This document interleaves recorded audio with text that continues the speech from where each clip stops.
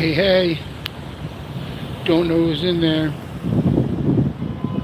You guys gotta let me know if the sound is good. I think I'm gonna switch the sound, but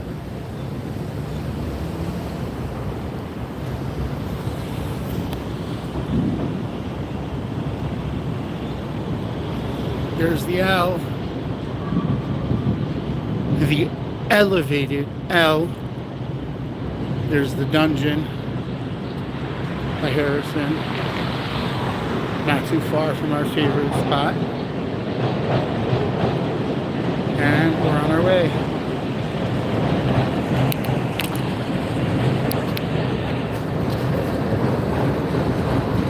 I'm gonna wait a little bit, just a few minutes. If you're watching this on some replay, you're more than welcome to skip probably a solid first 5 minutes of this,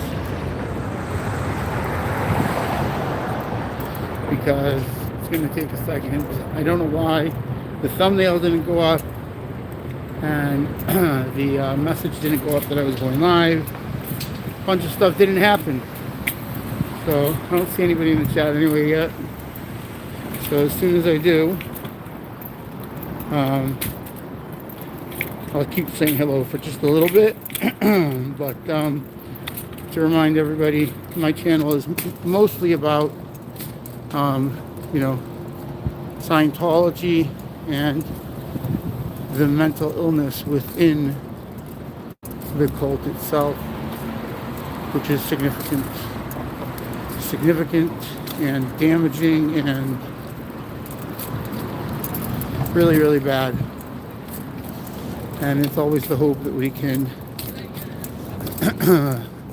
educate people. And last week we were talking a lot about different styles, and one of my friends in this little community of ours had a conversation with somebody, and it was a very good conversation with somebody that used to be in Scientology and got out. And that individual was speaking a lot about a lot of different things, but I had asked a question, and I'm super interested in this, as to the regards to one's personal identity within the cult. While you're in Scientology, how capable are you of having an identity? Is it just like, my toothbrush is blue, yours is red, and the rest of it's all the same? Because there's a certain look, there's a certain component to the survivors of the cult who I respect on such a significant, ridiculous level. Boy, do I respect those people. But there's a certain look that many of them that I've met have, where it's like their eyes just don't have the same, it's just not the same. Their eyes have a very specific look to them. They have like this, it's almost like there's a part of them that's like lost deep down inside of them, and they're not in touch with the individuality that makes them who they are. Not just your name, which of course is meaningful.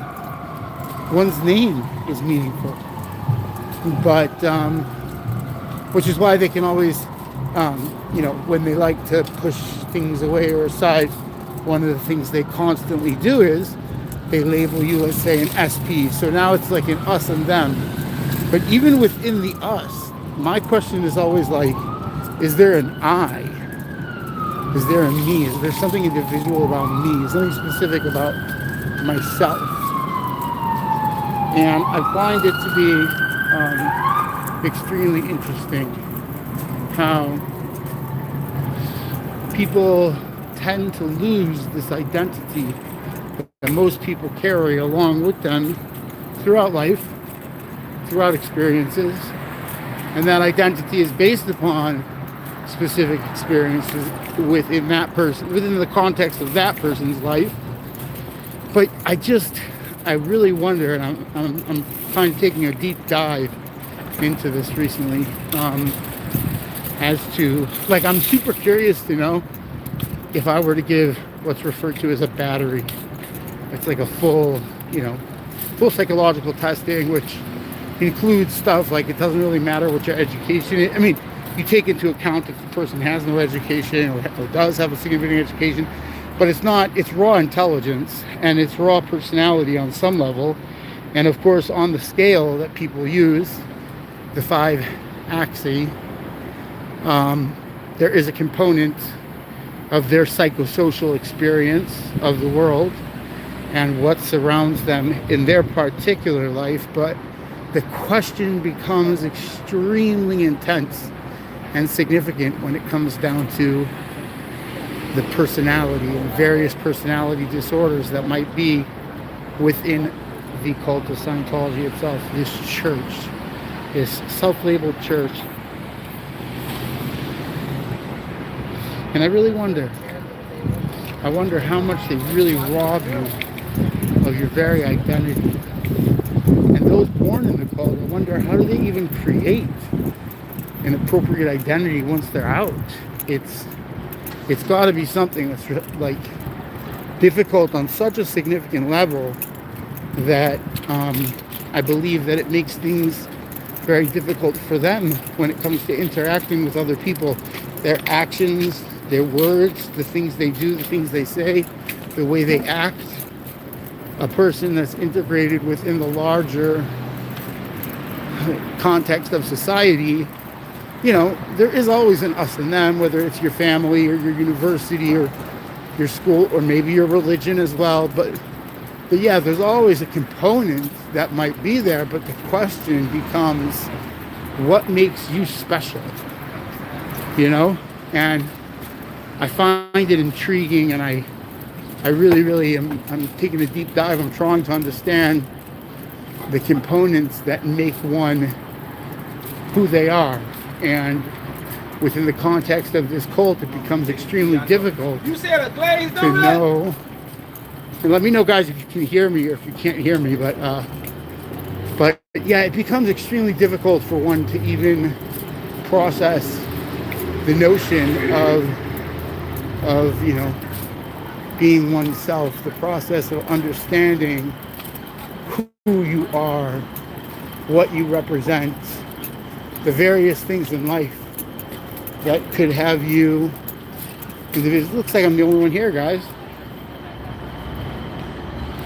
Now, my personality, my identity, who I am by nature, is not as confrontational as others. Looks like they're shut down. Yeah, I completely understand the other, perspective on how to deal with this cult, with this entire component of life. There's no question about it that I understand it. I understand why people interact with the cult the way they do.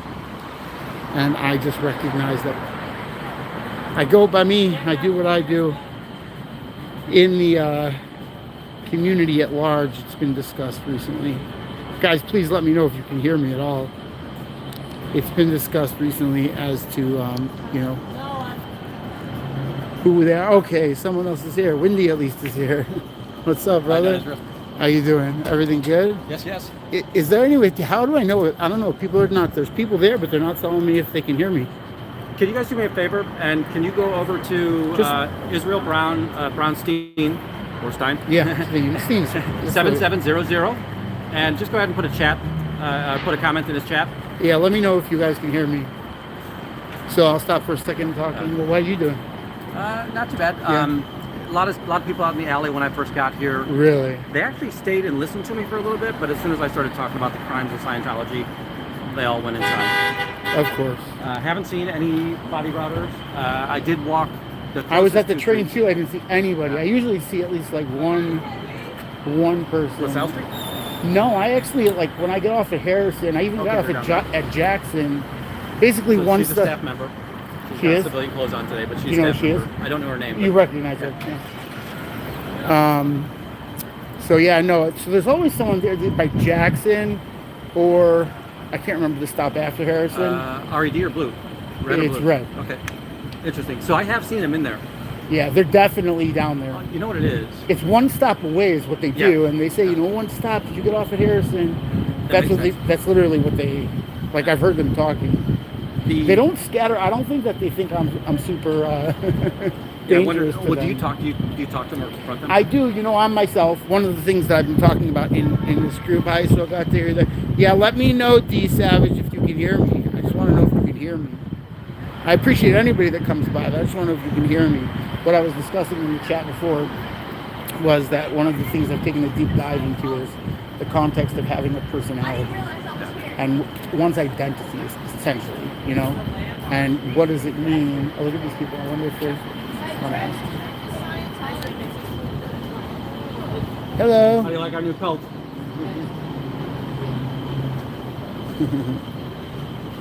How do you guys feel about Scientology? I don't know that much about it. So they practice human trafficking, child abuse, elder abuse, money. It's not a church. It's a money laundering. Thank you guys. So you go in and you spend money. All I've heard about it is that some guy who like wrote books. Let's go. Let's L. Ron Hubbard. It's awesome that you're walking right by like it's nothing, because it is.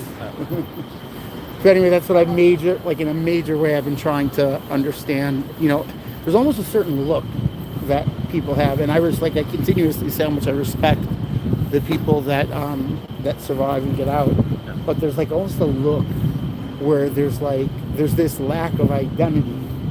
It's like, yeah, it's like hollow, and like you can almost see it in their eyes, and it makes me so sad that they seem lost within the context of like whatever you want to call larger society or whatever. So I've been thinking about that. So I think that what I noticed also is we all have our own identities, right? But at least we're aware of that. So you have your way of approaching it. Shannon has her way of approaching it. Corn has her way of approaching it. I have my way of approaching it. And we're all good with that. You know what I'm saying? Like Correct. Will in California, right? You could have the same goal. Yes, different tactics. exactly. But that's part of what they don't get.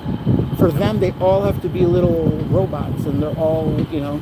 It's not for them. It's not like I can do it my way. You know, it's one of the things I pointed out. People say, well, somebody mentioned to me, well, you're creating this group, self. Hey, Pippi Long Docking. And I just said, well, you know, we're not an organization, A. And B, I'm like, you really just made a great point. And I'll tell you what your point is. Your point is how significantly different it is for everything else in society, because I am who I am.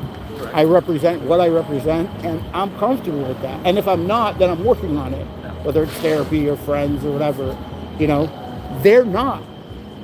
They're for Here, PCS for Life, Jeff, out in Vancouver. Yeah. He does a great breakdown of the idea that one of their real early objectives is to remove your Strip you. identity Yes. and make you understand that you're part of a group and Yes. you don't exist outside Yes. the group. It's like, but here's the thing: the us and them. There's other organizations that do have that. Like within most religions, you feel like, well, I know the truth. You don't, but there's still this aspect of like, you still have an identity. You know what I'm trying to say? My dad's a big rabbi, pretty right wing, you know, Orthodox. I'm not talking about politics, but you know, right wing. But like, it's not like he looks at the rest of the world like, oh, like they don't have an identity. You know what I'm trying to say? Like, Absolutely. he still understands the difference, you know, between the way he interacts with these. I recognize, and he never, besides that one chick. Anything positive to say about the church? Is there nothing positive about this church? Why should we come inside? I'm curious. I really am. And so, yeah, I mean, that's my newfound objective is to coming out about that. I mean, it's like coming and talking about that because I think I like it's that. so With your important. background, I think you're well equipped to. Yeah, it's also probably why I'm focused on that aspect. But how have things been going? Has it been crazy here at all or no? Not really. So, what have we been here? Just at an hour right now. Okay. Like I said, a lot of people out back. We have seen people come in. The one fun thing I did do is somebody tried to come in the front door, and they got up to about here before they realized I was here. So they went all the way down and went to the back door. Of course. So they went around to the back, and like, they saw me there again. Oh, And they God. went all the way around and they came in the front. It's a fucking, dude, it's like out of control. It's like how old are you? It's like literally how old are you? It's not even like, oh my God, it's like, you know. And he had headphones on when we got there originally.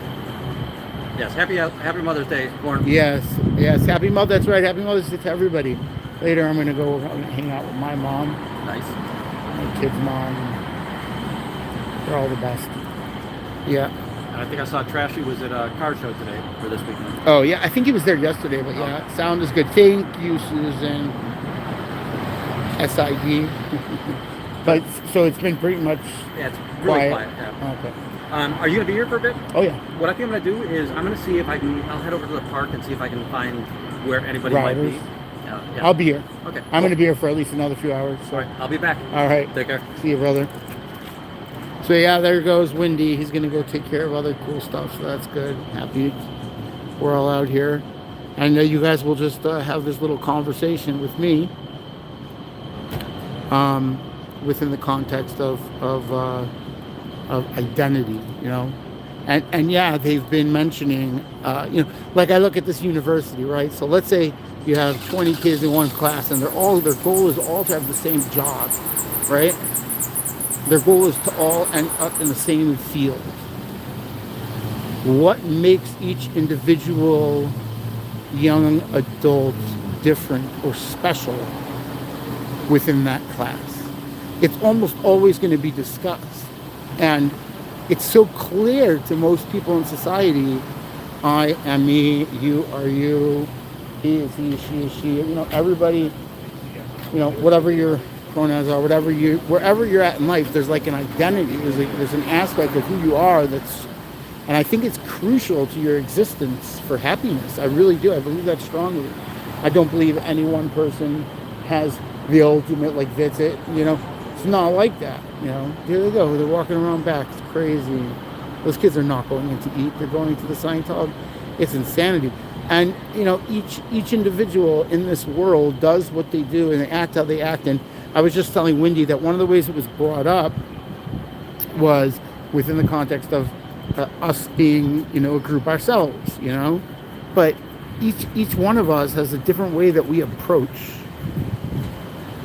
the way we deal with this, the way we deal with Scientology, the way that we protest, the way that we talk, the way that we think, the way that we dress, the way that we, everything about us.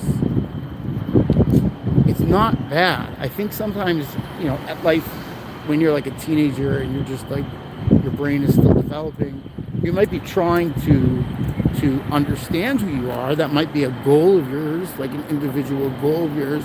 But you're definitely having that experience of figuring out who you are. And it's like, your brain's not fully developed. We all know this. Your brain's not fully developed until you're about 25. You know what?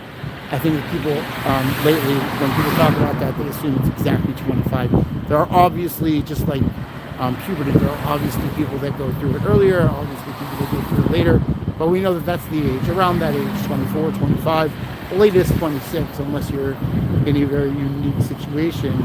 And you know, you formulate your identity. I went to a very strict religious school with no girls, like an extremely interesting, absolutely really good. You see people there, kids go to school and they can't stand it. They can't stand that this is here. They cannot stand it. It's painful for them to see. I was talking to a parent the other day, and it's like, they're actually all getting picked up today. It looks like that, huh? Everybody's got their boxes out, ready to rock and roll.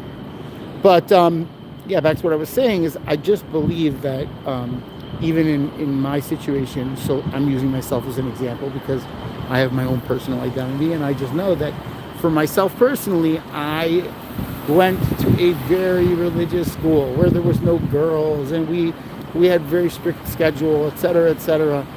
Never once, and we all might have even dressed kind of similarly too, you know, like a little army of like religious little kids. We never really talked about politics or anything like that, so I can't really say that was a big deal. But I never felt like I lacked an identity, and I don't feel like anyone in my class had that issue. I just don't feel that way. I feel like everybody had an understanding of who they are, what they're capable of, what their strengths are, what their weaknesses are. It's something you're growing with while you're a young, you know, teen, getting into your mid-teens. And by the time you graduate high school, you generally have a concept of who you are and what it is you want to do. Not always, and that's fine too.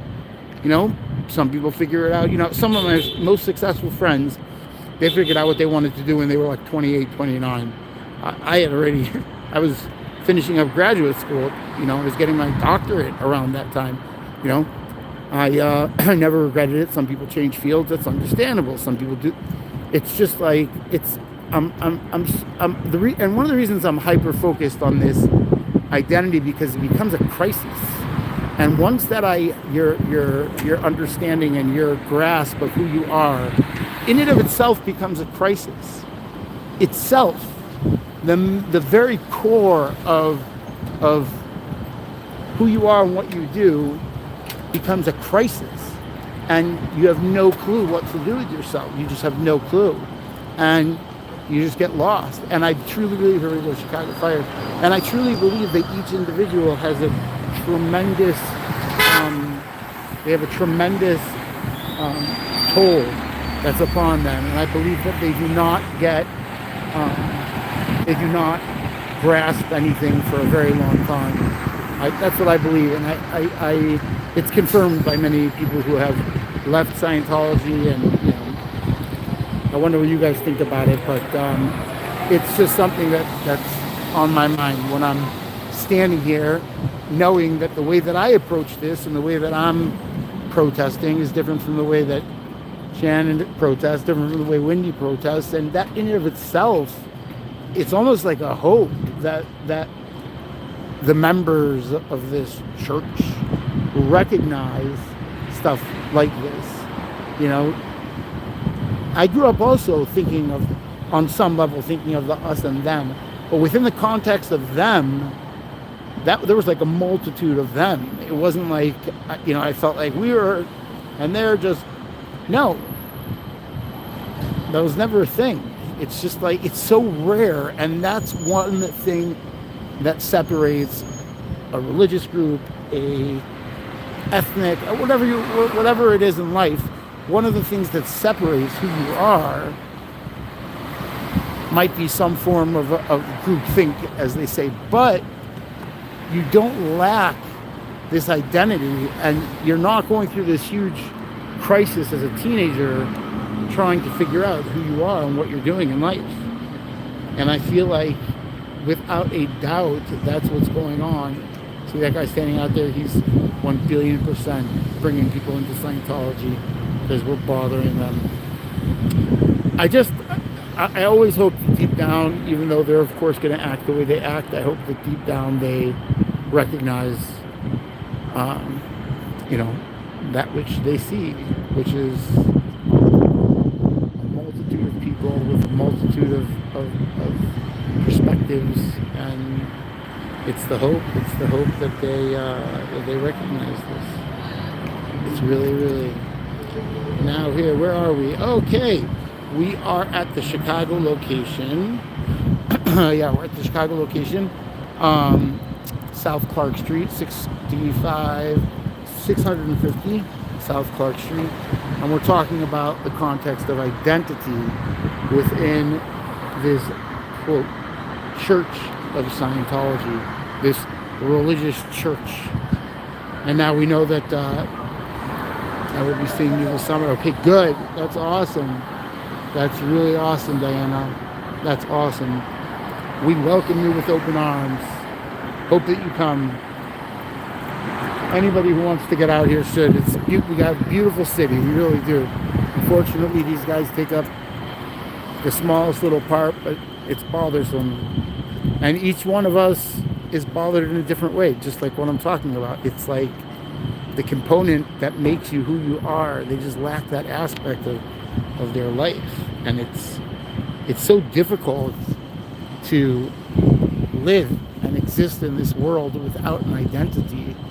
And that's why when people come out, they come out and they're still in this crisis. And that's why it's awesome that SBTV and I guess the Aftermath, all the different organizations that are there for you, which also they're different. You know, I've recently been listening to some of the stuff that's going on, and I don't really get into politics when it comes to Scientology, because I think that the ultimate goal is the same. It's to save people, literally. And I don't mean save people like make Jesus your Lord and Savior, and then, no, I'm not talking about that. Just live your life. Have some form of an identity. I think that every single person within Scientology is either having an identity crisis, is going to have an identity crisis, or will never get to the point where you can even recognize the crisis itself. At least if you're having a crisis, at least you're aware. And I just don't know. It's so difficult for me to know. Let me see what you guys are saying. I have such bad eyes. I'll say hello to you guys though.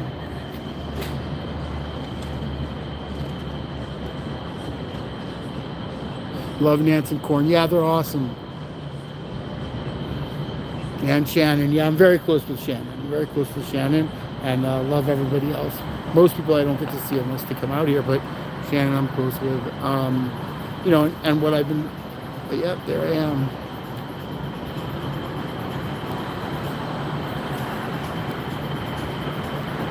In all my glory. And so, it's just my hope on some level that these people are going to recognize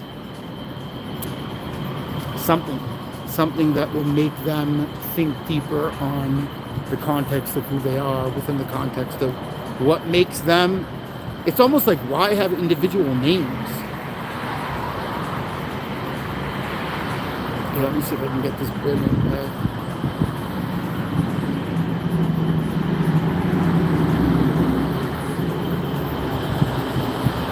Apologize about the glasses. Very damaged eyes from different experience. But yeah, so I'm just really stuck with this. I've become kind of obsessed on some level with thinking of how I can help with this. You're not a streamer, just a protester. That's fine. I just started streaming. Oh, here we go, back inside. I literally just started streaming about a week ago because Solomon was here, and it's a long story. But I was not a streamer at all. I was just here to support, and just since 2008, this has been a passion of mine because they did something for someone. But good afternoon to you, Sally Boyer. Good afternoon. Trashy and SRA, yes, they are amazing.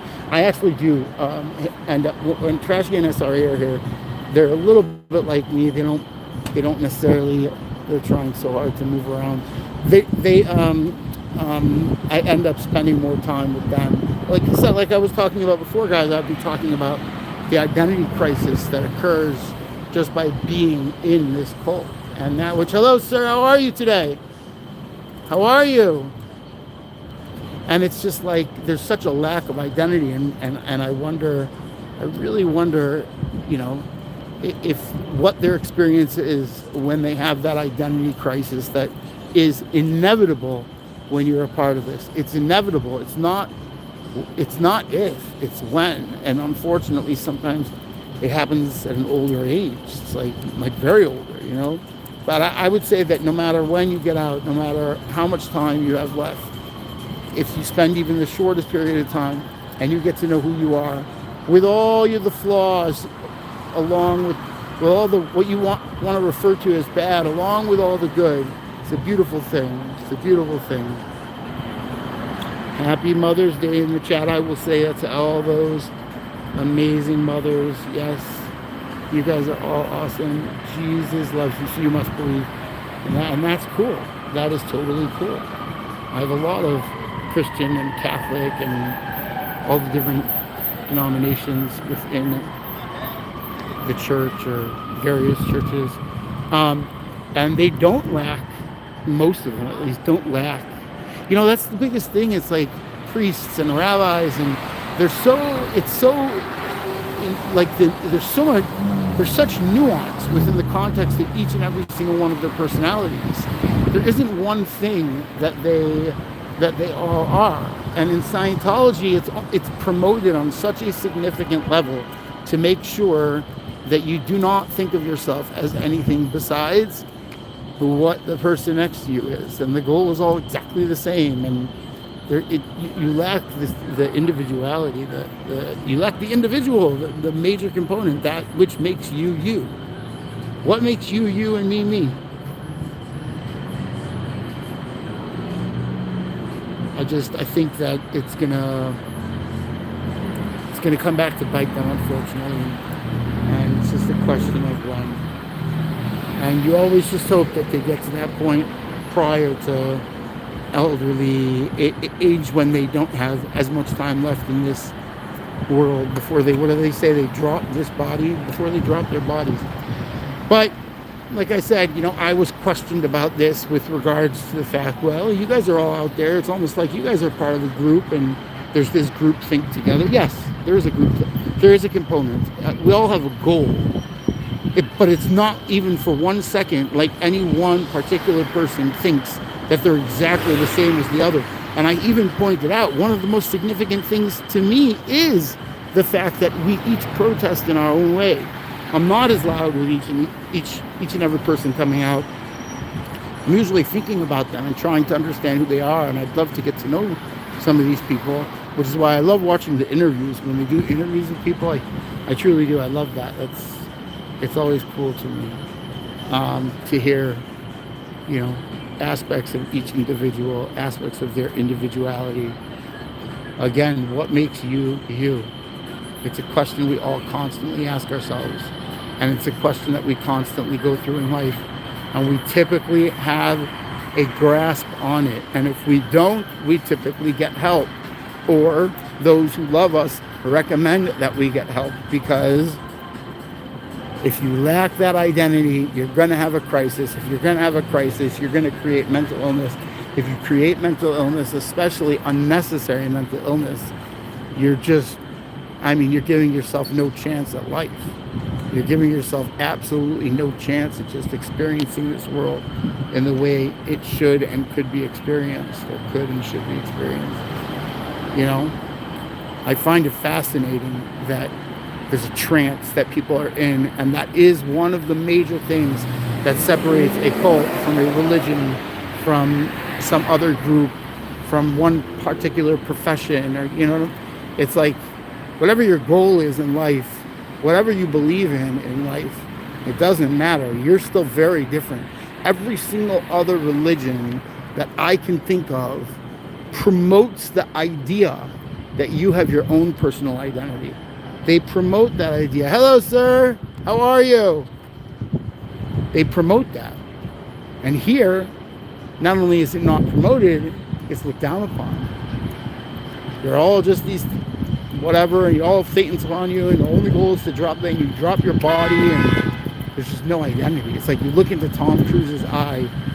There's only one film. I wonder what you guys think about this. There's only one film that, there's two really, that I think Tom Cruise was like, like that level of acting that's sophisticated. Magnolia, which I think is the most, and Vanilla Sky. And ironically, I've heard from many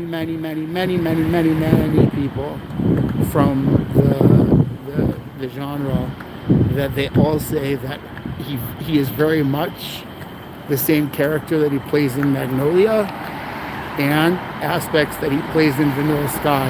And I will tell you that his entire identity in the film of Magnolia is literally based around, and that's what I find hilarious, is that I wonder what he was thinking when he made this film. Like, how did he not recognize that the very thing that he was doing in that film is so similar to everything he's been doing in his life? It's almost scary. Almost scary. And I remember at first watching that film and not knowing that he was this embedded into the religion or the church or whatever you want to call this. And it's just fascinating to me that that's who he allegedly is. So let me see what you guys say. My eyes are so bad. I'm so sorry, guys. I'm glad you used the word trance. I've always said that, yes, there seems to be nothing there when you stare into the eyes. I was actually, about 10-15 minutes ago, I was talking about the notion that you can literally see in their eyes this aspect. It's so traumatic. and they all become, there's like this, almost this emptiness in their eyes. Even those who get out, who are awesome. Hello, sir, how are you? Where's Tom Cruise? What? Tom Cruise. Where's Tom Cruise? I don't know, my friends. He might be inside. He might be inside. I mean, to this day, I mean, people just, the connection is to Tom Cruise. Oh, yeah. We've been talking about it. Yeah. I've been living in Chicago all these years. I never knew there was it's just been here for a while. It was a new. The building was, they just moved in a few months ago. Oh, that's so. I'm not crazy then. No, you're not. You'll see a lot of protesters out here and people that... Against the Scientology. Are you a member? I'm not a member. I'm a protester. Oh, because you think it's a cult and all that? Yeah, exactly. What do you think? I don't know much about it, to be honest. But Look into it if you're from Chicago. You don't want to be on the... No problem. I don't know much about it. People say it's a cult, and to be honest, all I know is that Tom Cruise was a member or is a member. He is. Still? Still. Wow. Yeah. This whole area is kind of like gentrifying mass. Like Yes, I am. So it is gentrified, and one of the aspects of what's going on right now within the context of this cult is that they're in this hot neighborhood where is hot. Well, I It's just the don't... mission. No, I mean not weather-wise. Yeah, you know, it's this a used to be a hot... absolutely. homeless shelter. Yeah, I know. Now it's Since like it's gone, upscale. it's kind of woo. Like, Yeah, I know. When I was a kid, this was the South Side. You know what I'm saying? It was always kind of the border, though. Like the border. Absolutely, it's the first South. It's the first numbers. It's the Kinda- first hundred. This is like This is it. This is where you're you getting South. you calm down. Yeah. Do you honestly though, are you a white guy? Am I white? Do you identify as white? I identify as Jewish, but yeah, But racially, I have like Jewish, yeah, 20% African. I'm not surprised. Yeah, 20% You did a African. DNA test? Yeah, like 20%. So do you know, like a lot of Jews don't reluctant to admit that what you just told me? Most of them do. No, there was this guy. He was blacker than you. Like his hair was closer to Yeah. afro. Yeah. I told him he was like he didn't want to admit it. That's Like, weird. I told him, dude, you can find out genetically because No, Jews my are- friends, yeah, are my nomadic friends, people. my friends. And I can tell by your build. Look, My best friend. You- Yeah, you I'm a kinda big look Jew. like me. Yeah, I'm a big Jew. No, you built. I know, I'm saying I'm a bigger Jew. Most Jews are not the size And you unless they're can- African. you can- My best friend in Israel is from Ethiopia, Yes, those are East Africans. They're not built like this. South This is and a North. West African region. West Africa. You can break down the African portion. Yeah. Actually, I think somebody in your family was passing. 20% African? 20%, which No, means that's that grandfather. it's only 3 generations No, behind. grandfather. Like somebody was, I was think this black. Right, I think it's great grandfather, not grandfather, because none So of my where's your grandfathers- family from, the roots? So again, Ethiopia, Nigeria area. No, don't say Ethiopia. Ethiopians are East, Nigeria. I know, but this is not an So Ethiopian those build. two tribes, though, are very similar Ethiopian and Nigeria? within the context of Judaism. I'm Oh, not Judaism. saying, Yeah. The Jewish Igbos, tribes that are Igbos. there, yes, they both ended up in those two areas.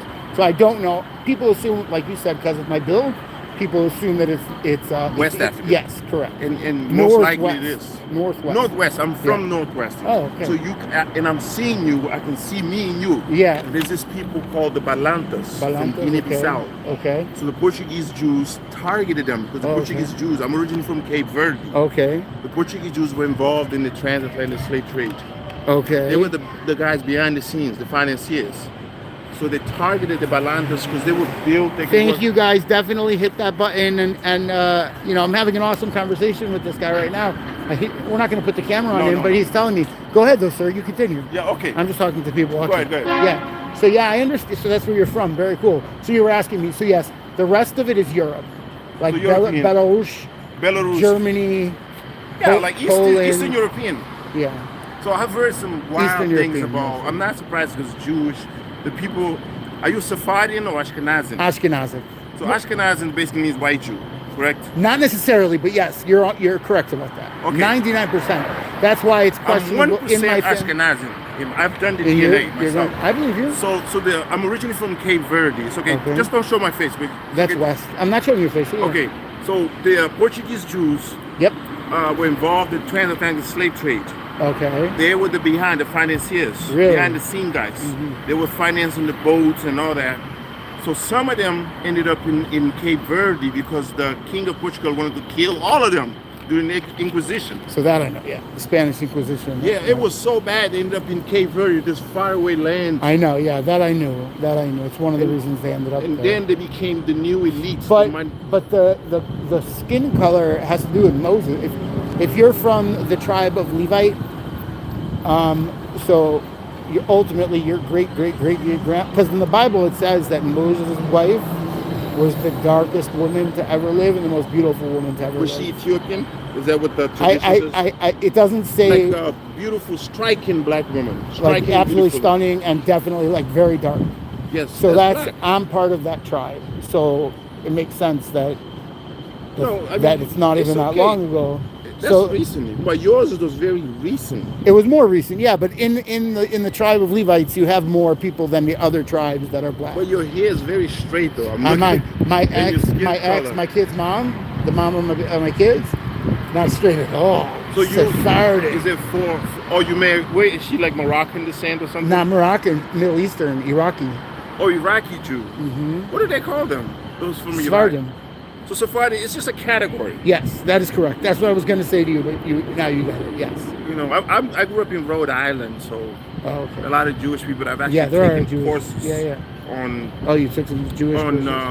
the course name Bible. was Middle Eastern Studies, Middle Eastern History, Cool. Sephardi and Ashkenazi. See, I'll just point out to this. So one of the things, the reason why we protest Scientology is because me and you have a conversation, right? And you're recognizing our commonalities and our differences, right? So that's I was talking about this literally with people watching. Is that this place takes away any identity. So you're not even left with an identity. Like here, You're supposed to you're beholden to them, and you're all the exclusively. same. And you're all the same. Each person is kind of the same. You're not really special. They'll take your identities, your distinct, Yes, they will take all the features that make you you. and they make you Scientology. Yes. Tom Cruise. Yes, crazy. But a man. lot of people have left them. Though. Yes, I don't know if they that's have the one same of our. pull. That's the goals. On this group, there's these channels, and there's a few people that actually left. Like high-profile people. Yes, they're talking about you. They're liking what you're saying. Yeah. Thank you so much. Thank you Hey, man, so much, God Steve bless you. Savage. God bless you as well. It's so nice to meet you. What's your name? Miguel, Miguel Israel. Israel. Yes. The Holy Land. The Holy Land. Okay, It's yeah. a holy land, and God, and this is Israel's guarantor. Yeah. Israel and United States will always rule forever. You think Only so? God can. Yeah. I believe that. There are other people that I know that don't believe that. I mean, but God believe says. I mean, it is what it is. The whole world Yeah. can fight. it's whatever they complicated. want. I understand what you're saying. It's Basically, a you know what? complicated time. The final war is basically going to be U.S. Israel against the whole world. Oh wow. I mean, essentially China and Russia. They're going to make an alliance, Okay. and then they'll have little countries. But Okay. essentially, That's what you. but believe. they'll lose though.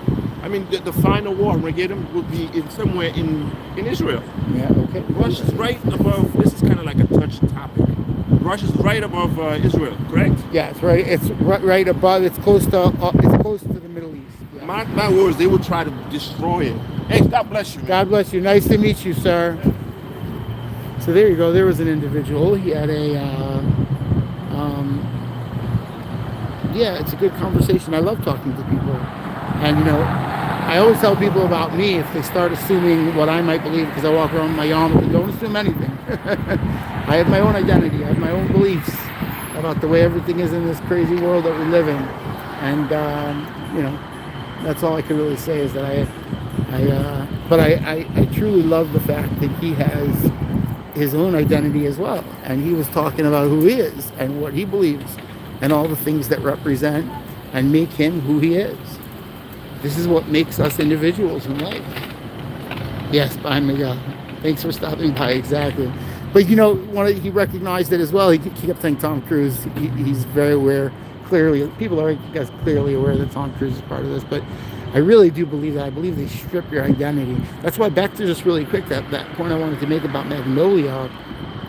Anybody that hasn't seen the film, if you want to understand Tom Cruise on like a little bit of a deeper level and see one of the greatest films, in my opinion, ever made with, what a killer cast.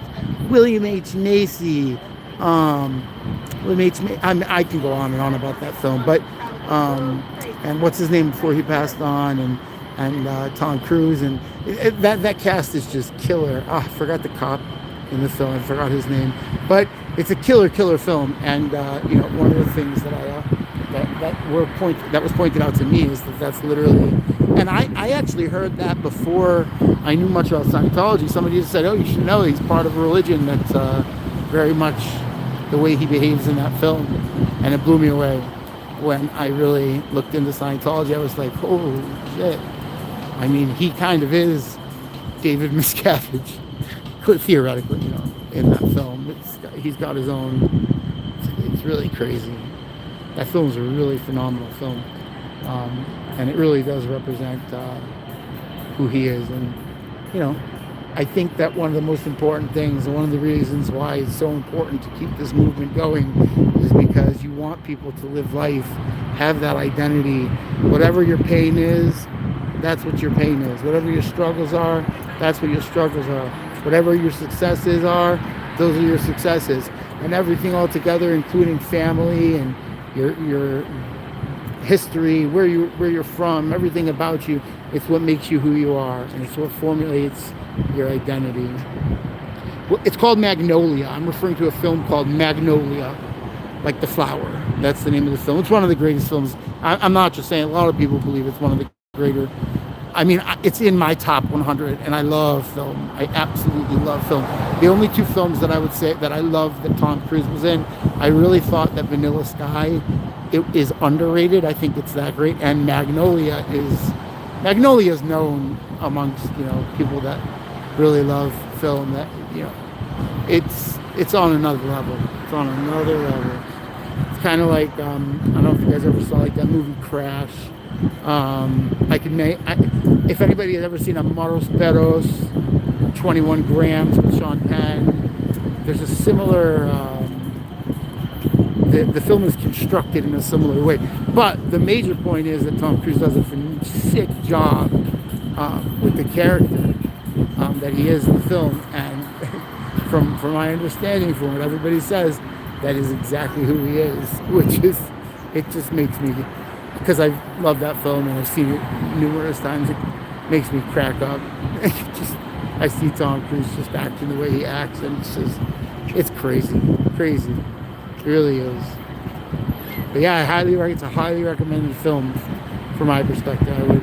I would say definitely if you're interested also in anything, but even just if you're interested in good film, it's one of the best films in the world. So, but yeah, and that's what hurts me so badly, is that there's a lack of identity. Sir, can you stop and talk to me for like a minute? Can you just talk to me for 1 minute? Not at all? I'm curious. Boggles my mind that they say curious, but it's like, unless you have already you're on the way to believing in what they believe, they don't give a flying if you're curious or not. They were recently talking about, I was watching a channel that I watched sometimes, they were talking about Seth Rogen and I think Judd Apatow was, hey. Why am I finding body runners outside? Did he walk out the front or did he go out the back? Straight into I just saw him go inside, yeah. So I chased him back here. So. Good. So. Today's supposed to be a big day, right? Not really. Oh, not really? They'll always put this out and they'll say that it's a grand reopening, or they'll talk it up. But it's the same. It's the same flyer you've seen forever. It's the anniversary of Dianetics. The 9th. Oh, you know what? They might be doing the weekend celebration. That's of what Dianetics. I'm wondering. Yeah, that might be possible. Because you're right. May 9th is the publishing It date. just was. Yep. But this is the weekend of that. So I just wonder, because they were you probably got them shut down though right when you got here, right? Yeah. Was the door open when you got here? So it wasn't open because I went to the back first. Okay. And they all came in the back, so I'm sure that at that point they would have. They saw. Yeah, they were so sad. This family just walked. You could see them with like the person. We just walked into the restaurant together. Yeah. And that guy that's standing there, there's no way that's restaurant staff. There's no chance. No chance that that's restaurant staff. So I think he's going to try and go out the front. So I'll ask people if they see it on your channel. If they see it on your Yes, channel, tell me I'm here. I asked him to just engage with me for a second, but you know, nothing. Yeah, so Wendy's also out here doing good stuff. They are so robotic. It's exactly what I'm discussing. Spot on. That's spot on what I'm discussing right now. It's a thought process I constantly have every single time that I'm faced with doing whatever I can do, my own, you know, whatever it is. Every little bit counts, and I just want people to live. I have a sibling that it took this sibling a long time to formulate their identity, but it was a constant process and ended up phenomenal. And it's okay. It's okay if it takes you time. There's no problem with that. I was kind of the opposite. It's pretty public information, but I was like on top of the world until I was like 30 years old, and then I fell really hard, and building myself back up was very difficult. But again, I was constantly aware of who I was. I was constantly aware of what made me me. Why was I special in any way, shape, or form? It's something I was aware of. It's something that was going through my mind. It's something that went through the mind of all the people that I know. I don't know very many people, organizations, or anything that literally make you feel like there's nothing special about you. The only thing special about you is that you're part of this group. And I just believe very strongly that people deserve to have a life. And so it's kind of like you're right. Like you're born in this world, like, you know, unfortunately, not everybody's created equal. Whatever it is, however you want to look at it. The one thing that's a guarantee is that you're going to live your particular life. Your brain is different than anyone else's brain ever in the history of the world. And one day you will be gone from this physical world at the very least. And if you don't believe in anything beyond, well, then you're just gone. But it's such a crazy thing. It's like they say no two snowflakes are exactly the same. Who knows? But I would say that, you know, it's kind of cool. It's kind of cool that we live in a world where there are no two people that have ever had the exact same brain. It's just we've never even come across it. Never happened before. It's not like anybody had a brain scan in a hospital and they were like, oh my God, this guy's brain is exactly like, no, physically different, emotionally different, psychologically different, you know, different on the level of spirituality, different on the level of belief systems. And in all of these things, they promote the growth and they promote the notion to become who you are. And that's what they're promoting. And that's what the world promotes. Find out who you are. Take the time in your life. Figure it out. Do some work on that. And that's your right. That's your right. You want to call it a God-given right? That's your business and you believe in God. If you want to call it your right to exist, it's your right to exist. And of course, this is some of the problems that we're having in the world today. But no one disagrees that everybody has the right to exist. The question just becomes a bunch of other questions. But, you know, I try to stay in my life too, guys. This is not just on here. I have beliefs. I have very strong beliefs with regards to certain things. But I'm pretty open-minded, you know. I'm always willing to have a conversation. As long as the person I'm having the conversation with is on some level as open to hearing what I have to say, if that's the type of conversation, or like that gentleman that just stopped me before, he decided to come over and talk to me. It happens to me kind of often. I wonder, you know, that's part of what makes me who I am, but it does happen pretty often. I'll bump into random people and they want to stop and talk and have a conversation with them, which is great. I love it as well. There's nothing about that bothers me. If I'm on my way to work, unfortunately, I literally look at it as like, unfortunately, I can't stop and talk to you right now. But as long as I'm talking to somebody with a level of intelligence that has the ability to hold a conversation, it's something that I want. It's something that's part of what makes me, me. Look at that car. That's awesome. Nice! I mean, that's dope. I wish Trashy was here to see that. Somebody clip that and send it to Trashy. He was at a car show. It's something we share in common. I love cars. I love cars. Love cars. And he has an appreciation for, not the current like electronic. I'm sure at some point that'll become a novelty as well, and people will have a specific understanding of all the different components. But prior to the current times, every car had its own little personality in and of itself. It's becoming less and less. People are conforming more and more. Like in the 90s, I could just like look at a car without any symbol, tell you the make, the model, the number, every little aspect of what those cars are. Anyway, Trashy has that appreciation for it as well. So V12 BMW, which is actually crazy. Any car that's a V12. A V12, unless you're a bus, you're a beast. Crazy. Usually two, what he loves, 2 turbo V6s. Comes with V12. Yeah, I love Audi more than anything, but that brand, they just made awesome cars. But even Audi, most of the cars they make today, like 99% of them, are not manual anymore. To me, that's so sad. I refuse to own a car unless there's 3 pedals on the floor, and that's not counting the emergency brake. And in fact, I don't want my emergency brake on the floor. I want my emergency brake right near where the console is. You utilize that for significant purposes. And yeah, 3 pedals on the floor, handbrake at your side, and of course I'd prefer 6, but even a 5-speed. Like even this Toyota right here, it's a Toyota Camry. I've driven 102. That was a little bit too new, I think. They don't make it anymore. But Volvo, it's another very cool car company, and they make. They used to. Is that a Volvo or is that a small Jag? It might have been one of those new small Jags. But either way, they came in. I love driving stick. I don't like driving automatic. See, to me, that's robotic. I love the fact that I learned how to drive. I used to have a Jeep. Actually, recently sold it. No, not a car. I just sold mine. That's a pretty decent one. And that guy has steelies. He actually knows what he's doing.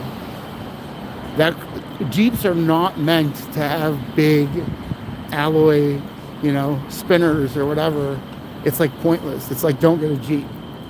The whole purpose of a Jeep is to have that capability. And if you don't have steelies, the steel, I'm probably talking about stuff that not everybody understands. So I'll leave it. But I know I'm in the street. I'm sorry. They don't like that I'm in the street. No one ever is. Which is completely understandable. Me and Wendy are trying to figure out where they're walking robotically, like you guys mentioned. Robotically. And I point this out to you, it's like such a crazy concept because, within the context of religion, you guys heard me say my dad's a big rabbi. He's very significant. He's an important person in that world, and each one of us grew up with our own identity, and who we are was not dependent necessarily on him. And not only did it occur like that, but I have siblings that are part of what people like to call the alphabet or whatever. 2 siblings. I have many siblings. But we each have our own little personality, and that was promoted. Like having your own identity is promoted, even within the context of what some people would refer to as a right-wing religious individuals. I never felt like I was exactly the same as anybody else. And like I said, I went to a high school that was seriously, very serious, very right-wing, just sitting and studying all day, Talmudic and biblical studies all day long, nonstop. And you had to wear a white shirt, black pants. People joke around, penguins. But we all were so different. And even, it's interesting, I'll tell you, it's cool. It's like, we all are so different to the point where it's like, even though we would have very similar clothing, if I would just see someone's shirt sometimes, I don't even need to see the face or someone's shoes. I know who it is. The way they walk, the way they talk, the way they wear the shoes, the way they wear their shirt. Every little component is what makes you you. And the people here just lack that. They lack that aspect of life. They lack that aspect of who you are. What makes you you? If you can't answer that question on any level, or as Tom Cruise, people that know Tom Cruise, they say, if someone says, well, I need 20 minutes to even just give you an understand, that's just ridiculous. You need a lot longer than 20 minutes if you're talking about who you are, but if you're talking about your basic set of beliefs, there's no way. There's just no way. Do you believe in a higher power? Yes or no? Do you believe in, okay, spirituality? Is it a religion? Is it not? It's just like anybody that says, well, give me 25, 30 minutes to explain to you, and then you'll be convinced and you'll understand and you'll want to be part of it too. My goal in life has never, not once was I ever taught to walk around and convince other people to become Jewish. That was never a process of, never a part of my life, not even for 1 second. It's just not something that we did. It's not, and I'm talking about the religious component to Judaism, because of course there's the racial, ethnic, or whatever. But I'm just saying, not once did everybody say, everybody should be Jewish. What? When people want to convert, the first thing we say to them, the rabbis say to them is, why do you want to be a Jew? We have to do this and that. And why do you want to complicate your life? You're fine who you are. God's going to love you just for you. And that's just one belief system. But even within that belief system, none of the rabbis have this idea that everybody should be the same. It's just not a part of the religion. It's not a part of the group. It's just not. And when you're dealing with something like Scientology, where they strip you of your identity and they make you feel like you have nothing else, it just destroys your life. The aspiring in the street is making me a bit nervous. T Savage, thank you so much. I appreciate that, because I'm just like, it's complicated. I have my own street, what makes me me. I have some pretty, really deranged components to my psychological outlook on danger because of experiences in my life. Almost every mode of travel, I was randomly in like a horrific accident, like books written, movies made. But I don't know. It's just like I just assume I'm out there, and whatever will happen will happen. I'm trying to. The reason that I'm standing where I'm standing is because it's a little bit difficult to get close up into the street. It's a little bit difficult to. Hello. How are you? I like your suit. Look at you, all snazzy. There you go. There's a guy that's got some identity. It's so crazy. Like, you're so unwilling to have not even hello. Come on. It's crazy. But yeah, you're right. I shouldn't be in the street. It's like my mom. I can hear my mom getting all pulling on my shirt, trying to a quarter of my size. My mom will sit there pulling my shirt like she's going to be able to drag me backwards. But I do listen to my mom because I don't want her to be nervous. So I'll try to do the same for you. D Savage, I will try to do the same for you. It's Mother's Day.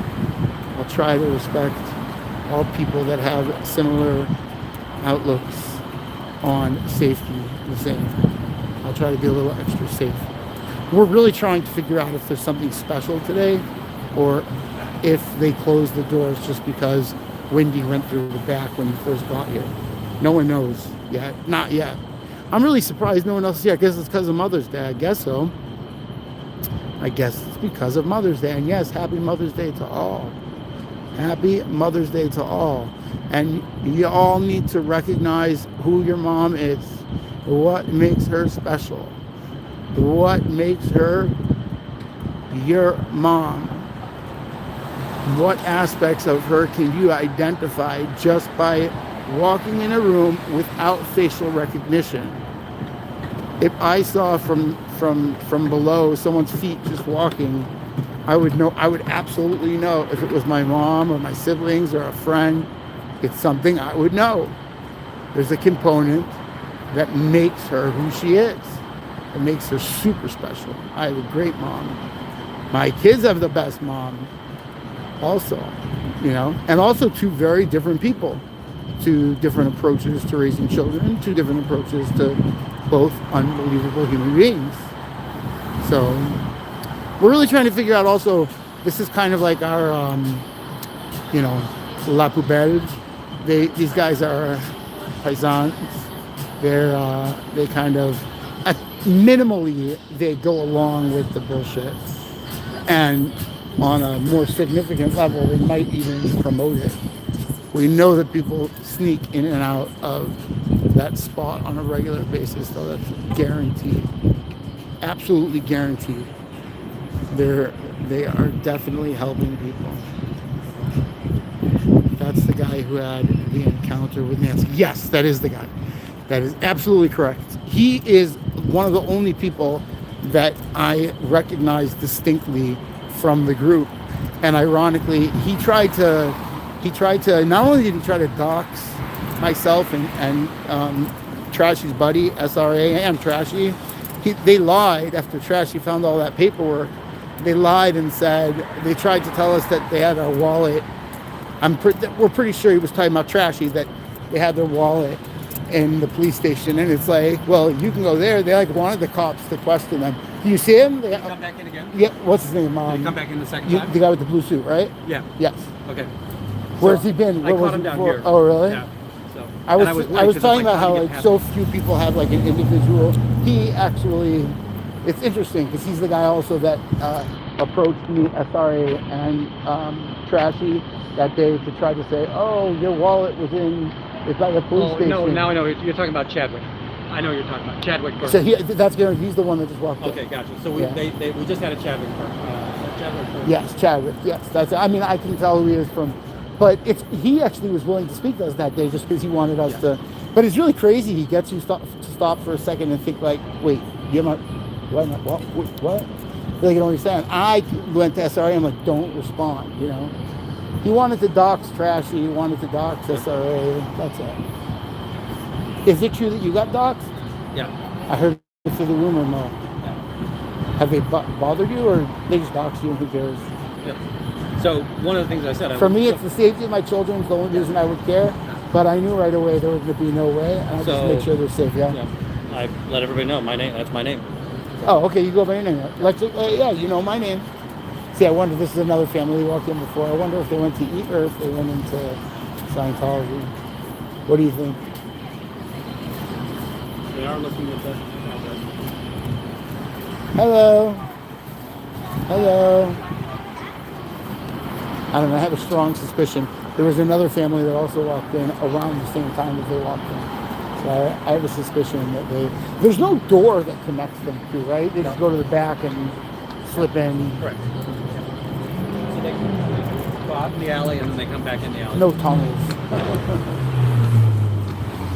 There was a couple parents that packed up the kid's car, and one of the parents, they pulled up right next to me. I thought they were upset because I was standing in the street. They were, everybody in the group was kind of yelling at me about that. And the parent pulled up and was like, thank you, really, thank you for the work. Yeah. Thank you, really, thank you for what you do. They're super appreciative. I agree. Yeah, I've had several encounters. Sometimes people are like, hey, you're putting a lot of pressure on the family, and then they realize that, hey, what this church is capable of doing. Yeah. So damn. Maybe we don't mind that our kids have to be under this. Exactly. They're saying yes, that we're talking about the same guy. They're saying that. No, Chadwick. All right. I think my guy You're got away moving from around me. a lot. I need to go home and get some shopping in. Oh, okay. So, all right. I will talk to you later. Yes, I'm might happy. Someone's here. Okay, cool. So, is anyone else supposed to come? I don't know. But is it because Mother's Day? What's the... Yeah. So, I don't know what they'd be doing today. I said Trashy probably is involved in the car show. He's not coming today for sure. And then... I was in touch with him. No, maybe Shannon. But Shannon's not coming also.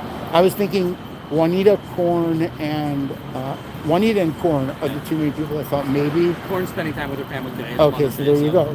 Probably Juanita too, because of her family. She also has yeah. I mean, if no one else comes and the doors stay shut, I myself will go a little early. My sister is hosting tonight's little Mother's Day party. So, Sunday is not really significant at all, right? what do you mean? So For it's Friday Judaism? night, Saturday. No, for Mother's Day. Okay. We're having a barbecue for Mother's Day. Not, You yeah. mean That's, everybody celebrates Mother's Day? besides, there was one rabbi, one of the head rabbis of the world used to get very angry. He said, we don't celebrate Mother's Day. Every day is Mother's Day. That's his big thing. Which I do kind of. There's part of me that's Yeah. By the way, I can't agree with it more, but I will say it's still good to have a day to stop for a second and recognize. And 100%. I did send my mom a message today, even though she wouldn't be upset if she didn't get a Mother's Day message today, but it made her smile. Excellent. I'm going to be traveling with her this summer. We'll be live all over the place. So it's Very going to be nice. cool. I like yeah. that. I'll tell you about that when you have a chance. I'll send you an email then. Yeah, send me an email. I'll email you that too. All Right, be good, man. It's Take great care. to see you. So away goes Wendy. I'll stay out there a little bit longer and see.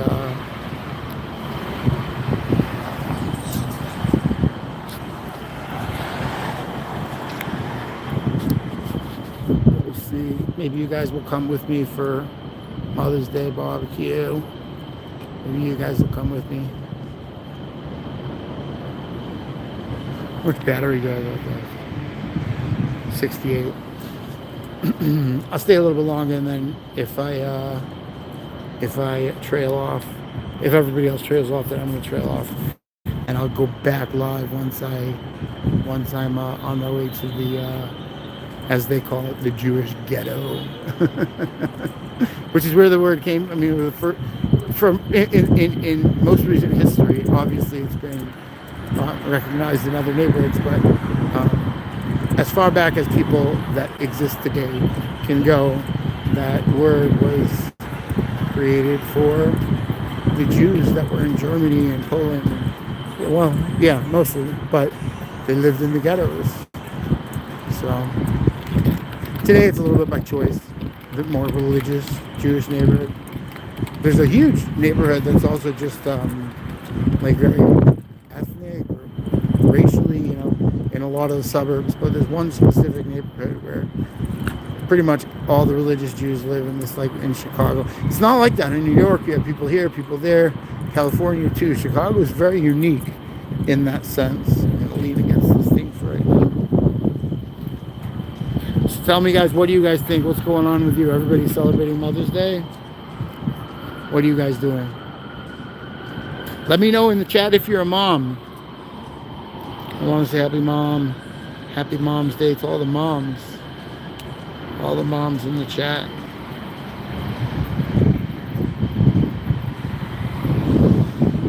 But yeah, I mean, to me it's extremely significant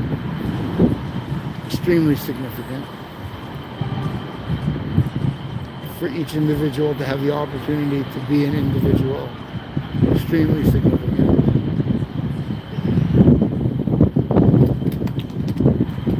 I mean, you can walk into a gym and let's say there's a certain style or of shorts or whatever at any given time, workout,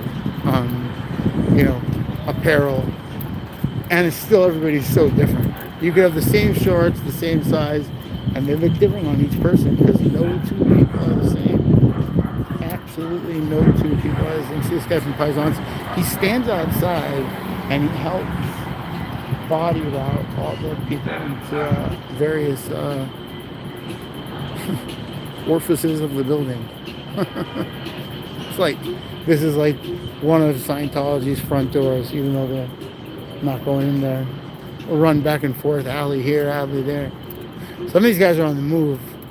I mean, when I work out, I'm obviously getting my heart rate up, but if I was walking around like Wendy right now, just the way he is, I would be soaking wet. I mean, literally soaking wet. I would be absolutely drenched. I can't move around. But here we have a school, a beautiful school. Oh, let's see. Let me go up here and see what you guys say. All right, Mom here. Twilla, happy Mother's Day. Room raid from Wendy. Oh yeah. Hello. Hi, Juanita. How are you, Anita? Happy Mother's Day. I wish I could say it in Spanish. Everybody saying Happy Mother's Day, but hello, Twila.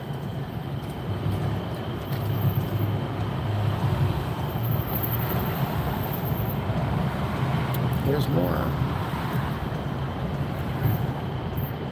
Hello. You tell me if I'm saying this wrong. Crows or Cross? Of course, Twila.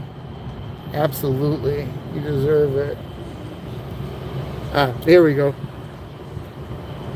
Feliz Dia de las Madres. I love it, Juanita. You're the best.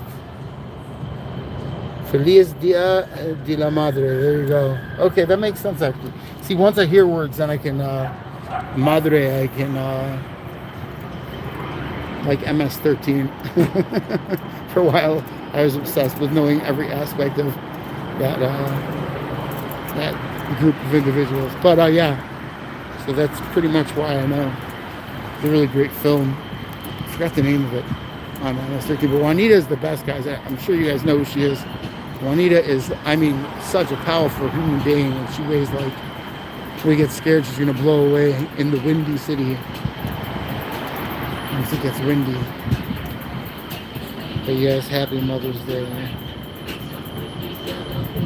Oh, perfect. Thank you, Juanita. You're the best. That's awesome. I was wondering where everyone is. Corn and Juanita and yeah. I thought for sure I was going to come out today and there was going to be a ton of people, but there's not. But that's okay. That's why it's good that I came out. We still have time also. I wonder what time my sister's doing her thing. Oh my God. Shannon, when you get in here, definitely say what's up. Happy Mother's Day. Yeah, happy Mother's Day, Shannon. You deserve it. Shannon is the best. Yeah, I love Juanita, right? Okay, previous minutes. Yeah, I agree. Yes, good. You say hello to Juanita. I completely understand. I myself am going later. It's just because I don't go out on this, Saturday. So Sunday's kind of like one of the days. I mean, this is literally 1 week since I started going live, but on this channel. But I kind of said to myself, no matter what, I'm going to get out there and I'm going to go live on Sunday and do whatever I can. It's crazy. I like showing the street too, guys, so you guys see. I know that some of you guys were concerned about my safety, but it's really crazy how we are on such a busy street and somehow Scientology is just able to pull off being there. So crazy. So crazy. St. Louis Scientology squirrel, you get in, you do apologize. Exactly. You are absolutely correct. You are absolutely correct. St. Louis Scientology squirrel, you are absolutely correct. You are an intelligent squirrel. All squirrels need their day to gather some nuts and acorns or whatever it is. Yes. Absolutely, I agree. Juanita should not be saying her story. Absolutely. I completely agree. Completely agree. Oh, there's another doggy. Hello, doggy. I don't know if they want me to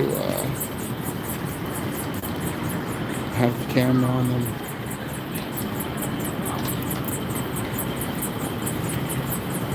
But they're just giving out these tickets all over the place.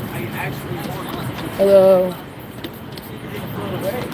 I'm curious to know, like, when the new session comes in, I want to see if it's effective. If I need that, I get Scientology, Chicago commercials. Really? That's interesting. I think that, Chicago had one of the big openings. I mean, Chicago's really such a large city. And I mean, I believe it's probably in their best interest to have as much Scientology as they can Probably. I mean, for the most part, it's not like there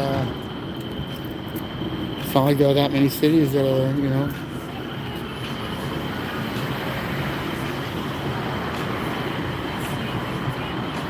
Yeah, it is. It really is. By the way, if Shannon is here, if Wendy's here, when Trashy pulls up, they pretty much close everything immediately. But I'll get here early, and for some reason they're not like I don't know why. It's weird. They don't really they don't make me feel good. They don't make me feel wanted. I feel powerless. No, in all seriousness, when I get here, sometimes I can see in the window who's making coffee, who's handing out the tickets, who's handing out the books.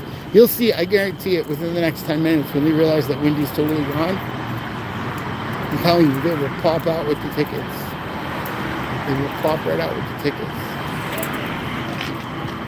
Hello. Hi. People are traveling all over for the schools.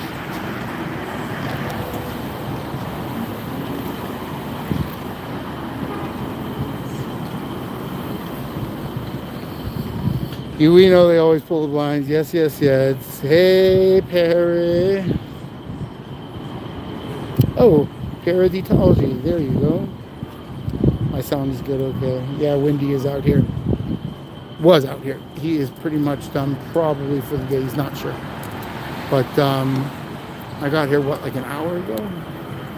Oh my God. Time really flies by. It's almost been 2 hours since I've been here. That's really crazy. I did not recognize the time flying by so quickly. Pretty wild. Let's see how long I can stand out here. Also, it depends what my sister says about the barbecue. Because see, that guy doesn't have steelies. Like, what's the point? Why are you lifting your truck? You don't have steelies. The first rock you hit, your wheel's gonna crack. I find it bothersome. I'm crazy like that though. I'm looking to see if I have any messages. Let's see really quick. So I have this message from Shannon.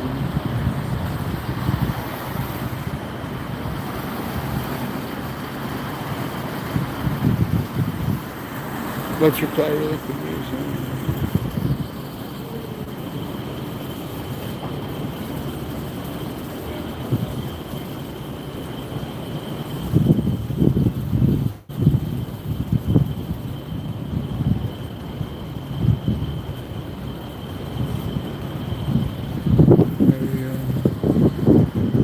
Send something out. Let's see if it goes. Yeah. Okay, good. I thought I might get cut off from you guys, but not. I'm not cut off. I am here. You guys are here. I am here. We are all here together. All here together.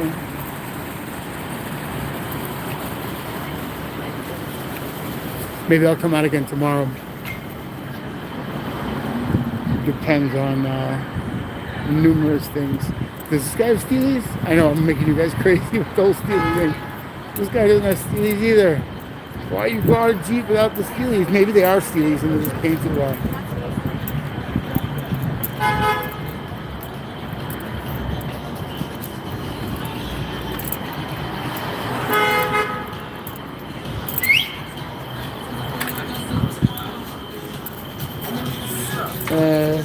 I'm a big Jeep guy. Oh, I just sold mine, yeah. I wonder why you was taking a picture. Yeah, no, I'm on live doing something. I'm not showing your faces, but I love Jeeps. And I saw you guys have the light bar and everything. It's nice. Nice. You got the lights and the wheels too in the back. Thank you. It's very nice. It's cool. There you go. They actually pulled up here, which is cool then. Okay, D Savage. Bye-bye. I will try to do my best to have a nice evening at my sister's. I'm sure I will. Love my family. Thank the one above. I do love my family. Tons of love. I'll see it depending on their mood. Maybe they'll pop in in the background. I'll do my best. It's actually last minute that because we were gonna celebrate all together a different day because not everybody could make it today. We wanted all the siblings to get together, but my sister decided that she wants to do something anyway. And her husband likes to barbecue, so he likes grilling. So it works out all right.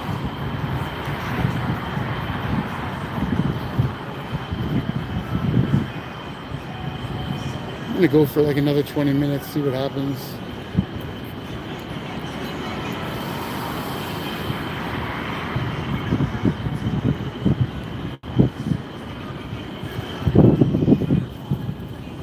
But it's a difficult task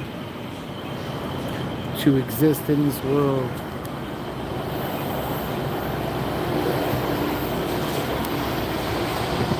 Difficult task to exist in this world without an identity. And they strip you of that. All the things that made you you, all the special components of your life, they strip that, they take that away from you. You're no longer significant as an individual. You're only as good as the robot next to you. And not in a positive way, because there are people that do think like that in a positive way. The idea of community and teamwork. Nothing wrong with that. Nothing wrong with that, but that's not what's going on here. That is not what's going on here.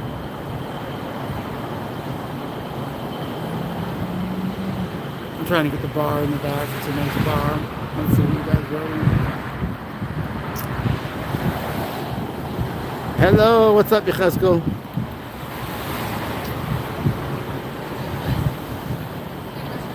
Yisroel, I don't know if you're gonna do anything for Mother's Day, but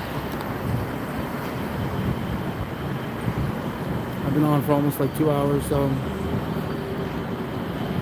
if you want to hear like a well thought out conversation that I kind of had with myself, not myself, with you guys, you can go back and rewatch from the beginning. But it's I got into some of the deeper components of life, existence,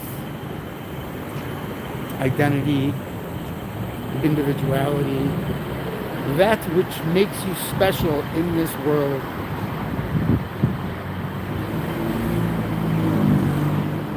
I met an African gentleman. Like your belt, bro. What do you? Like your belt. Oh, thank you. Thank you very much.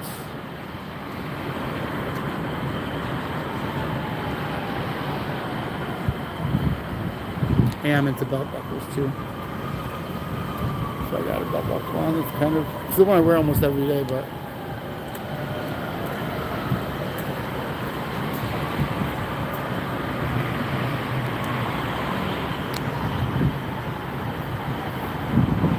I'm trying to get a shot because in the back of the building you can't see it, but if you look closely, so that building right behind me with the blue garage looking entrance, right above it is the huge Scientology sign.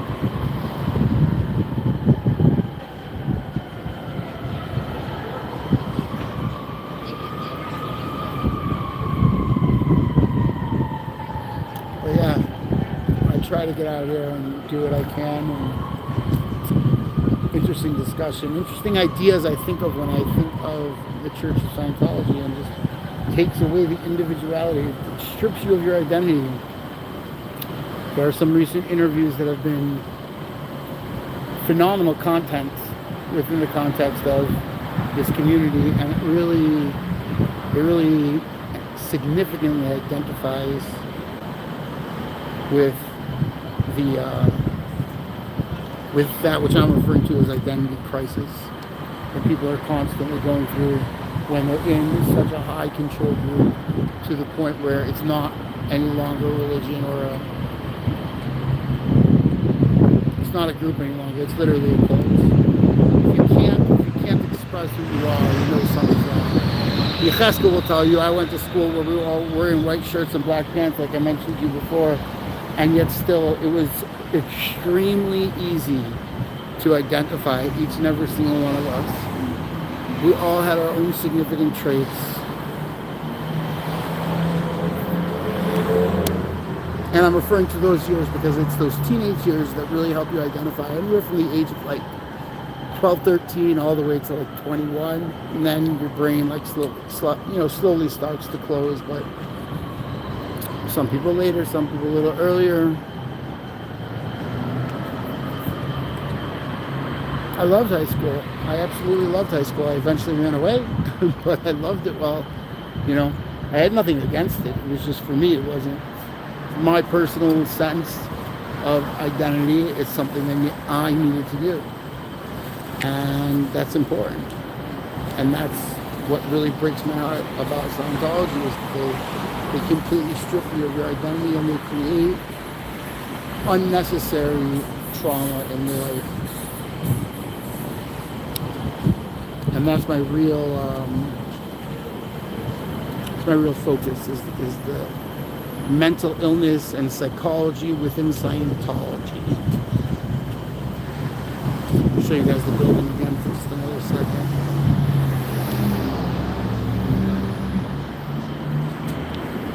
I can theoretically take you guys home with me too. It might cut me off and then let me go back on. Let me see if I can.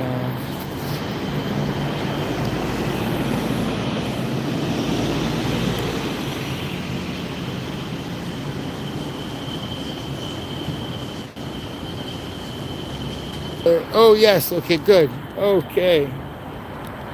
Hello, Twilla.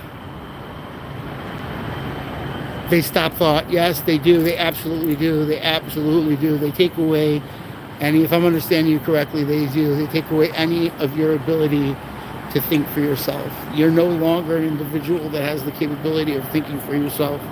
You are 1,000,000,000% a part of them, who they are, what they do. Every component of your life becomes intertwined with this sick, twisted, and unbelievably destructive cult. There is no doubt in my mind that they absolutely just destroy, constant, it's constant destruction.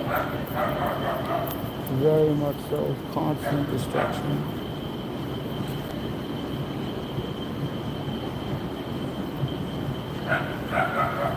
Constant.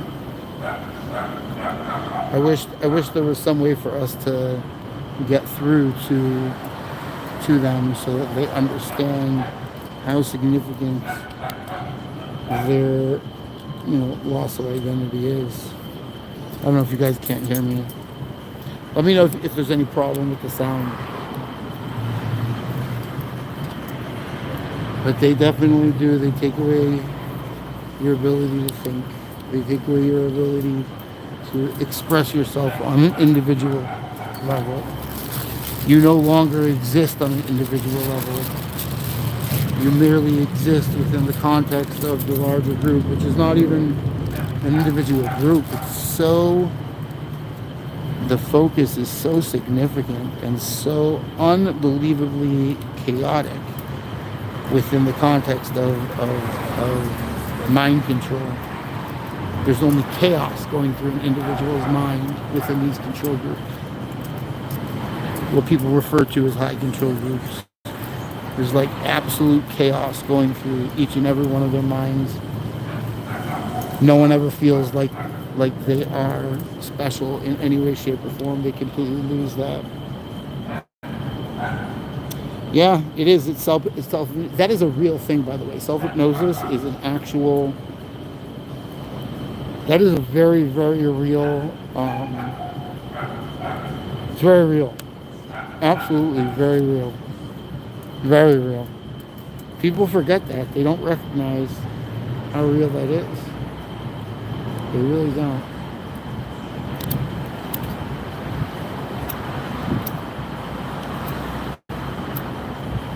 I'm hoping they come back out. Sorry, guys.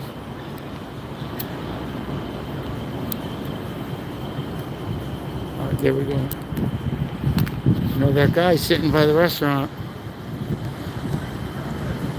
I have no doubt there are people that want to leave from coursework right now. At least Chadwick has the balls to actually walk outside. The rest of them don't.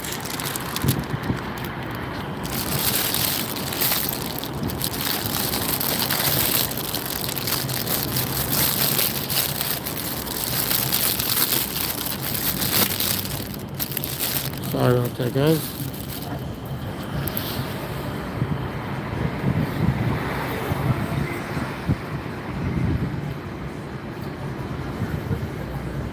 Yeah, you know, the training routines from a psychological perspective, those training routines can become on some level, hello, they can be on some level hypnosis, but more than anything, it's brainwashing. The TRs, I would say, from my understanding, from what people have expressed to me, what they are, it's more of like, that's like the real, like, intense brainwashing component.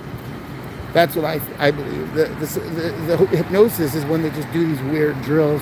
I guess it is part of your, yeah, I guess, you know what, there is a component of hypnosis. It might not even be self-hypnosis because you have a, you know, they have an interesting, oh, I love this when the guys come out. They have romantic bicycle rides. Oh, he's got the electric on now. That's awesome. That's pretty cool now. They all have electric bikes.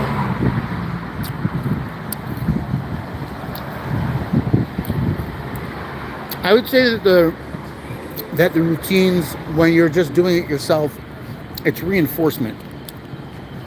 It's reinforcement into the context of your thought process that's already diluted. And when I say diluted, I mean diluted like we were talking about before, all the things that make you you, all the things that give you your personal sense of identity. One of the things they do to strip that is by making you go through these different levels of it becomes behavior becomes thought becomes identity, and then when there's none of that left, your identity is gone until you bring it back.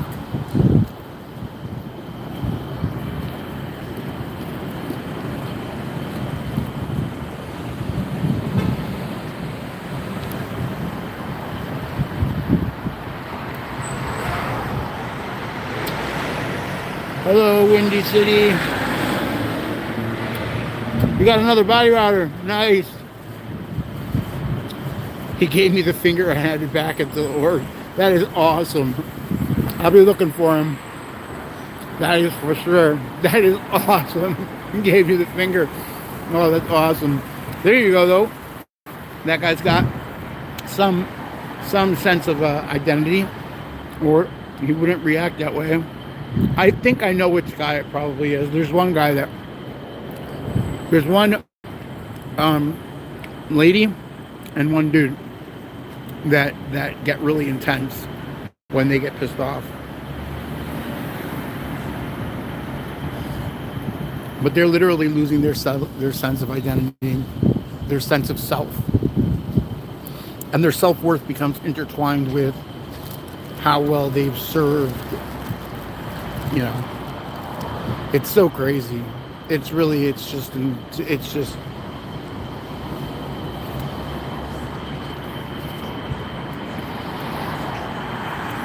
I'm trying to think of the best way to say it, but I do not believe that there will ever be a time in the future, right? So we have had a couple thousand years of Christianity, right? Eventually, it becomes more mainstream. Maybe it was not as believed back then. Let's just talk about, just using it as an example. I don't believe in 2,000 years people will look back on Scientology and think of Hubbard as Jesus. I do not believe that will happen.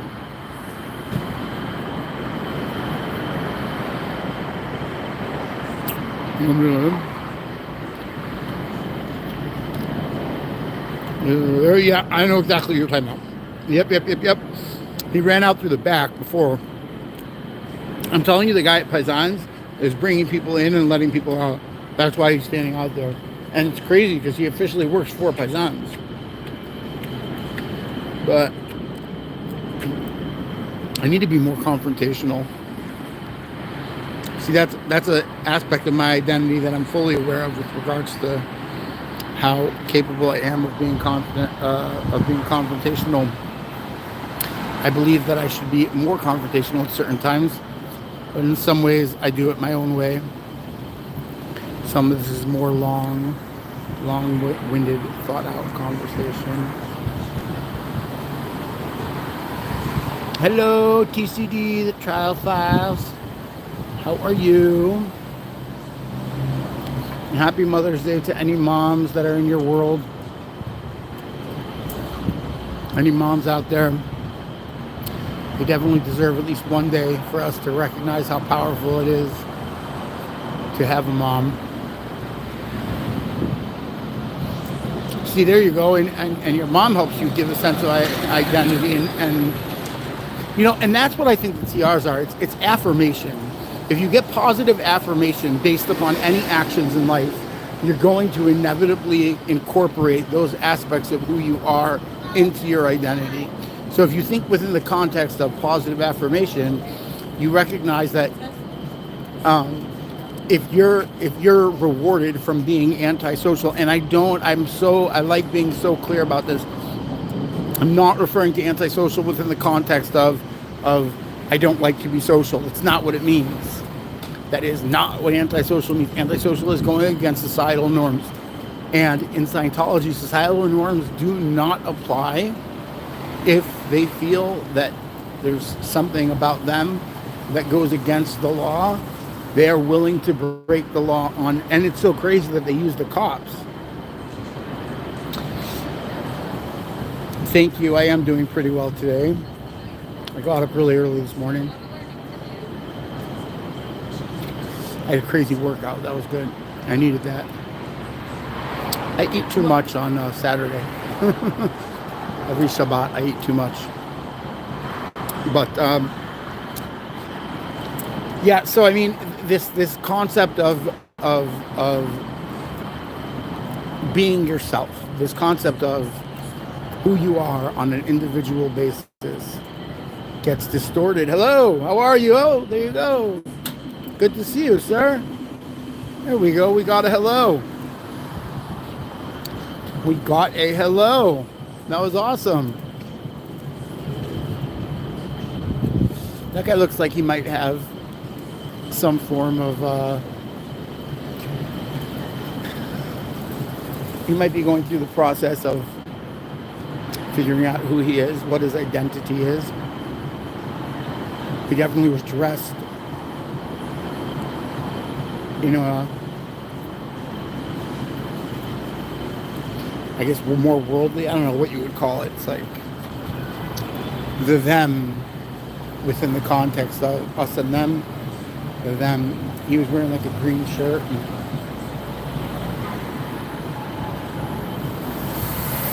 Interesting looking fellow. I do wonder. Yeah, I mean, it's dead today. We really is. Do you think he's going to pay for that? Yes, I do, by the way. I absolutely believe that. I absolutely believe.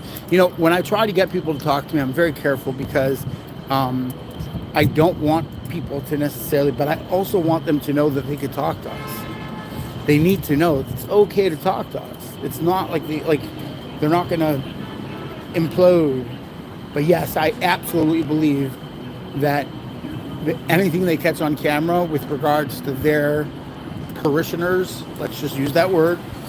Yes, I absolutely believe he will absolutely pay for that. He will. No, I have no doubt he will pay for that. Which is sad. It's sad.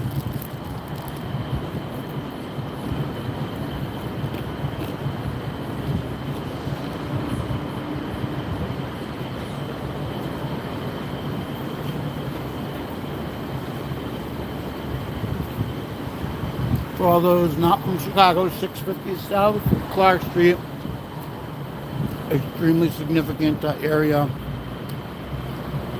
just south of downtown.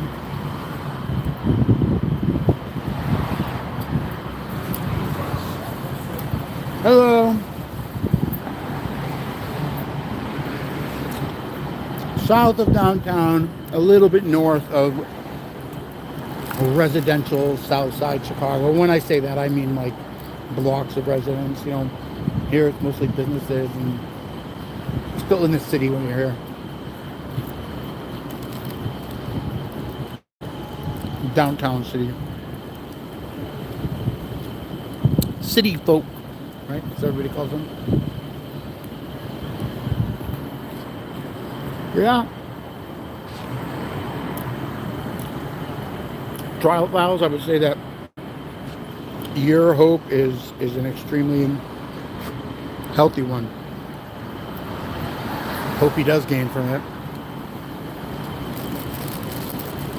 I mean, the problem with a religion like Scientology, with a group like Scientology, is the punishment can be severe, and you, of course, you have no ill will and desire for these people to suffer in that kind of way, but sometimes there's nothing else you can do.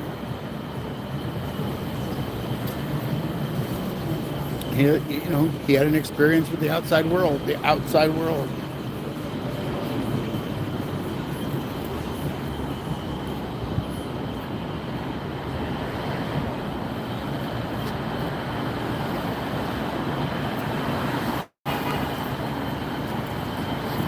There are people pulling up for Mother's Day dinner. There's a restaurant just east of here. This block, or the next block over east of here, that's the very famous, can't think of the name, but it's like the most famous deep dish pizza place. Every time I walk by, there's a line. Solomon and I went there. Solomon got some food. I can't eat there, but Solomon got some crazy food there. It was so fun. Like, they're so famous for the deep dish. Solomon's here from California. He ordered pasta. I love it. He's so awesome. Talk about having an identity, knowing who you are. Great kid.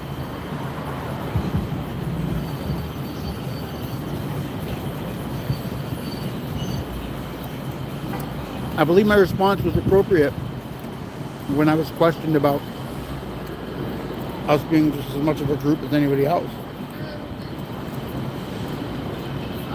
I see someone. I don't know.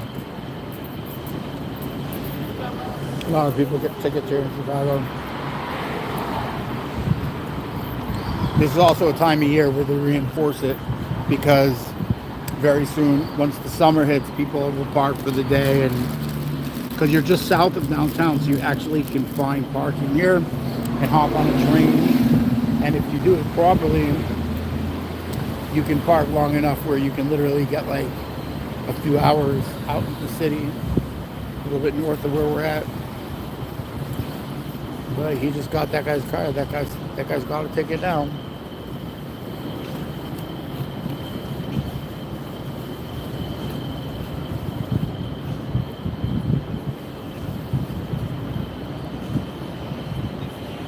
Tesla. Talk about paying.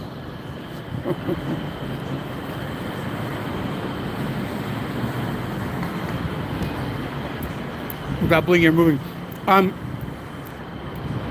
First of all, it's extremely unhealthy unless there's a purpose with regards to your identity. It's extremely unhealthy. It's extremely unhealthy for a person to be put into that circumstance. It's extremely unhealthy for a person to be somewhere and experiencing something like that on such an intense level. And that is the part where that's aspects of the self-hypnosis that can have such negative effects. And if you listen to a lot of the people that come out of Scientology, that part of what they talk about is their experience within the context of that, within the context of having to sit in those rooms and do that. God, it's just like, it's, in many ways, they try to make it seem like it's like studying, like Bible study, or bullshit. Bullshit. You are not learning anything. And I'm not someone to sit around and say it's bad to sit down and think about who you are and what are you doing. Of course, these are phenomenal things to do. Some of the best ideas in the world are to sit down and have some kind of a conversation with yourself with regards to that. But that's not what's going on. That's not what's going on. They sit there and they get, it's hogwash, man. I'm trying not to curse here, but put it into any situation where like everyone is the same. Everyone can't blink and can't move. It's like, imagine going to therapy imagine from the way we understand the psychology in the world, imagine a therapist not only having the same modality for every single patient, but literally insisting that every single patient do exactly the same thing that every other client does. It's insanity. It's literally that is part of what strips your identity. You can't. It's abuse. It's straight up abuse, and you end up lacking identity because of it.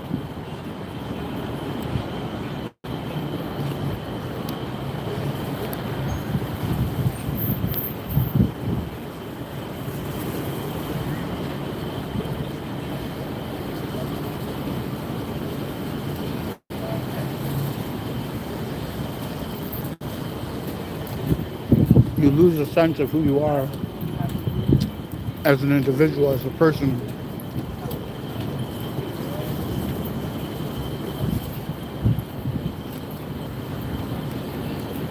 That's how they strip families apart.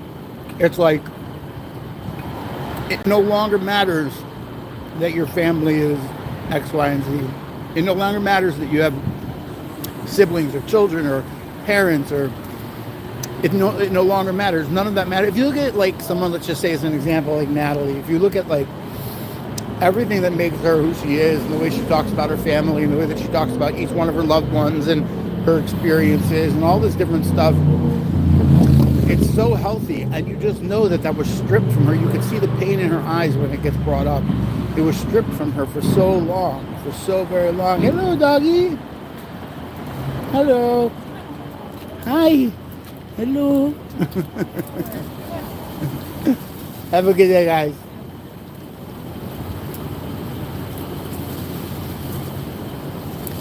Cute doggy.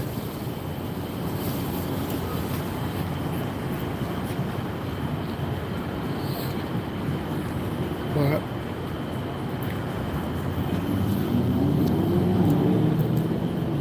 I expected it to be a little busier on the street because of the bar and the restaurants, but not only is it not super busy, it's the same cars that have been parked. I'll bet you this is a Scientology related vehicle because they do not want to come out the store, and every other car has been moved, like the people have moved around.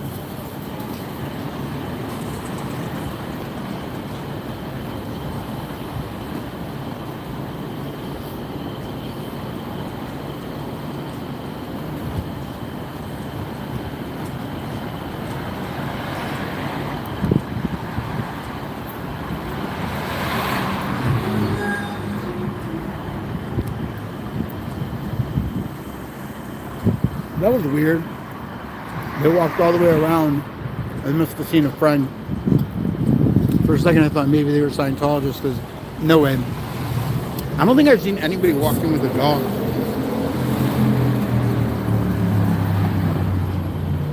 I don't have so much battery left.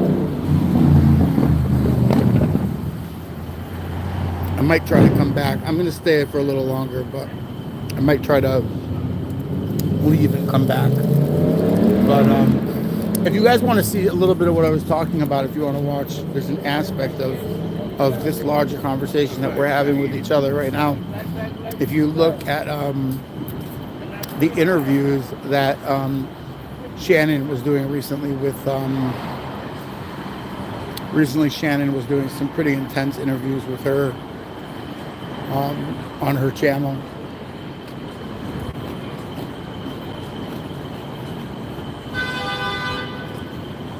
It's a glimpse into the pain and the suffering that they cause.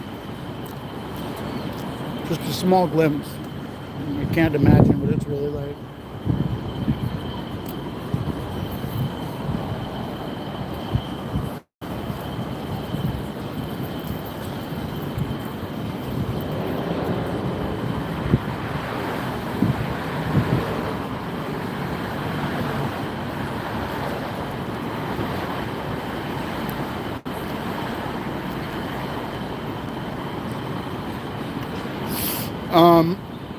Yeah, second, reactive attachments are interesting.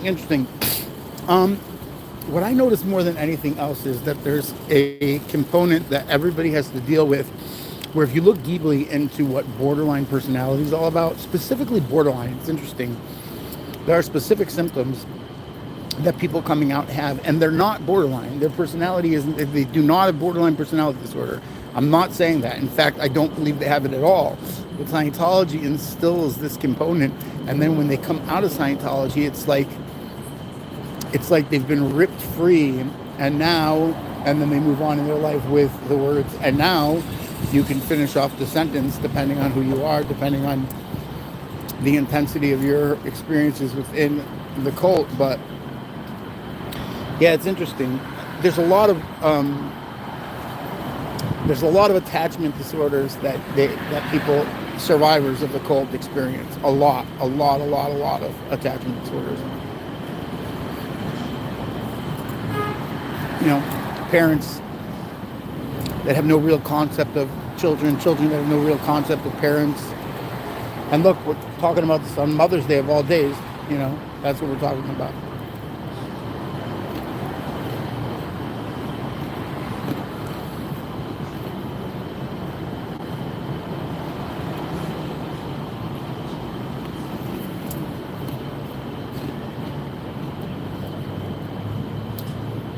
A lot of people moving around outside that are not, you know, just students and stuff. I don't want to bother them too much.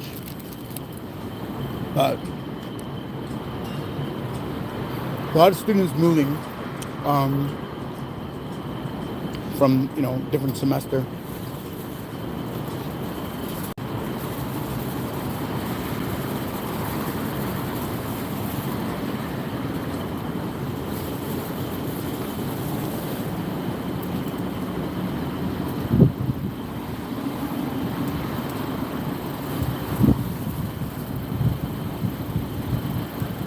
Lady's waiting to see if she can catch her Uber.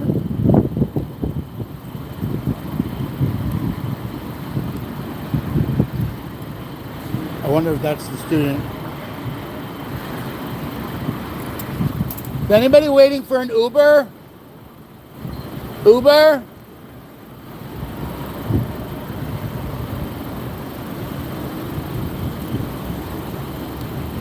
I think that girl's actually waiting for me. That's where she pulled up right here.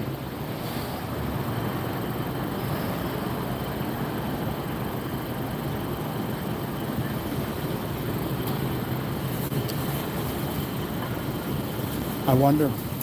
But, you know, as I watch families walk by together and going out and whatever it is, it's just like, it's so beautiful. The more I think about it, it gives me an appreciation for having my own life and how I choose to discuss, deal with, and experience my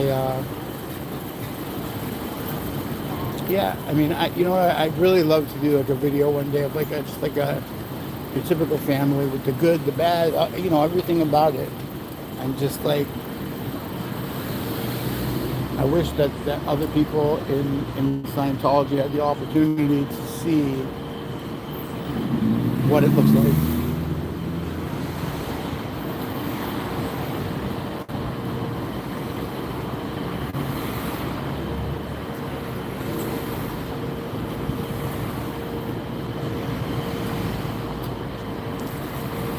They don't know what healthy relationships look like. They don't know what, you know, they have to navigate that.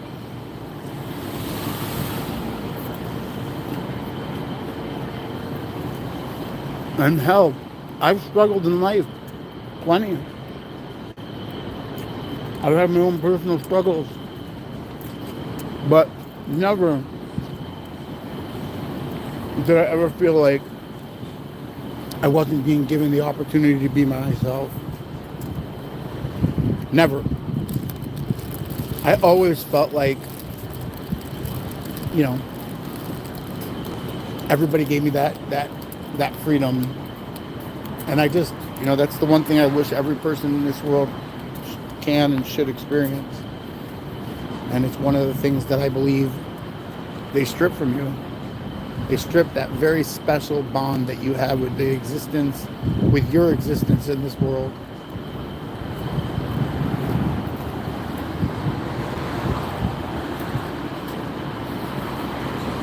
And they can't last that much longer because they really don't have enough members.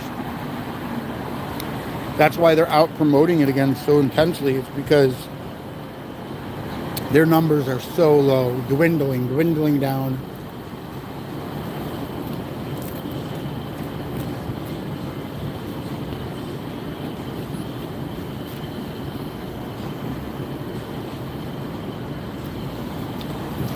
We're already past the 2-hour mark.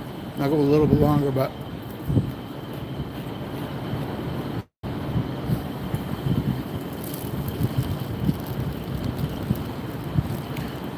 the diehards in this chat, thank you for being here. You care clearly as much as I do. Not everybody lives in a larger city where they have such a presence. They're not that big. The only reason they're somewhat known is within the larger cities. I mean, imagine if they were just in Clearwater. No one would know who they are. No one. Oh, there we go. I miss people all the time. It's crazy. There we go. Got him. Will says, got him.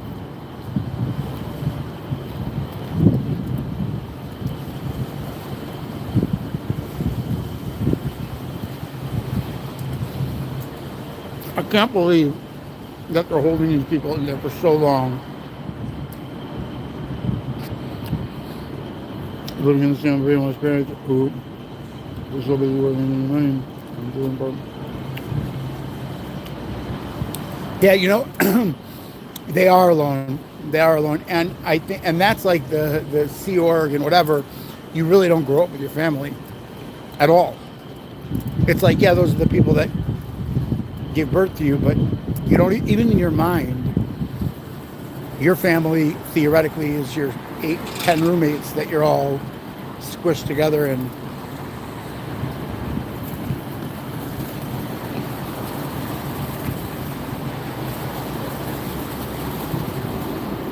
I mean, they scrub toilets to the point where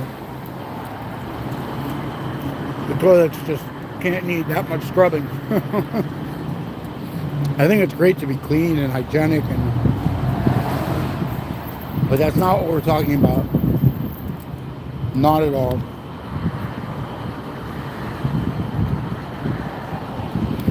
That's just not what we're talking about. It becomes sad, and if you're just hopping into the chat room, you guys can go back on the replay if you want to hear my. It's not even my opinion necessarily. It's just thoughts on the notion of everything that is Scientology. Here we go. Here's another guy coming back.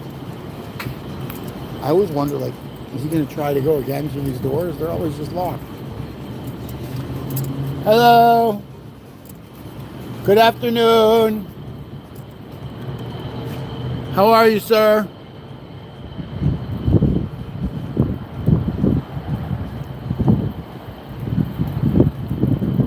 He's hoping someone comes and opens up the door for him. Doesn't look like he's getting much help. He's like, what the fuck? Come on, let me in. It's embarrassing, man. Wow.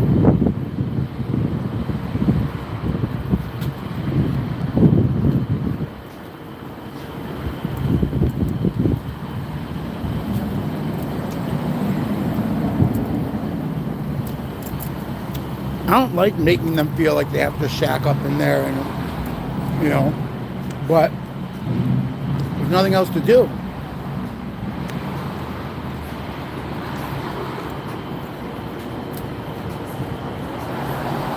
When Will started going out there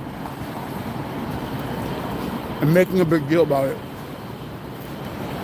I was absolutely ecstatic.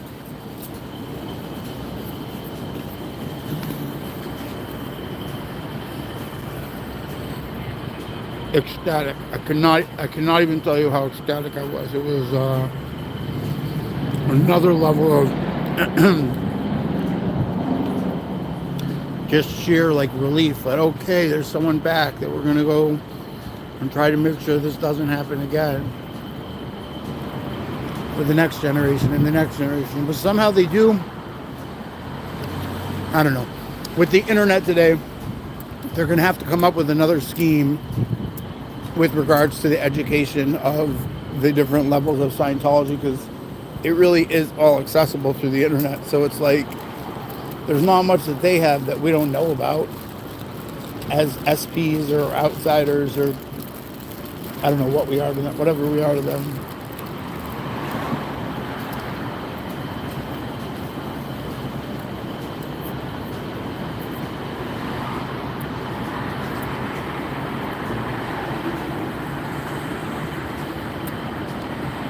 It's a really pretty building too. I know that it might not seem that way from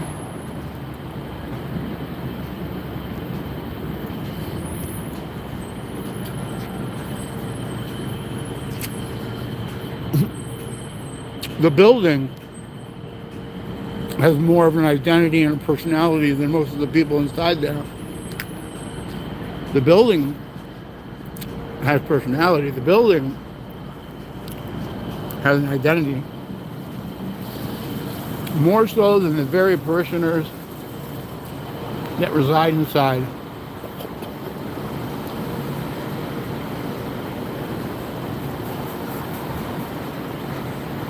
More so than them. So sad to me. It really is. I wish it wasn't like this.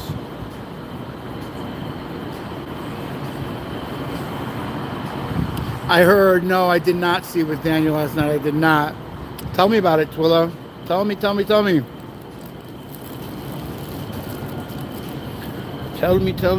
Inform me. I watched a little bit of, today I had some time. I watched a little bit of Natalie's, but she mostly was discussing the whole, the larger scheme of, I guess, them being attacked last night in California. I mean, that's straight up attacked, when they were just like, their stuff was just torn down. That guy came in,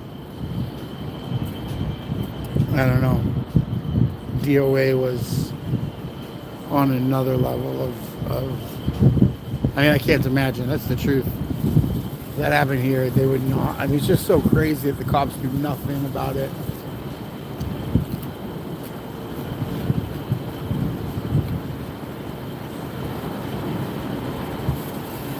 Cops will come to recognize Amy, one of my favorites. Amy knows. Amy's one of my originals. Before I was even streaming myself, Amy was sending messages through Shannon and other. What's up, Amy? I hope you had a good Shabbat. Happy Mother's Day, Amy. However it applies, whether it's you, your mom, Denwell.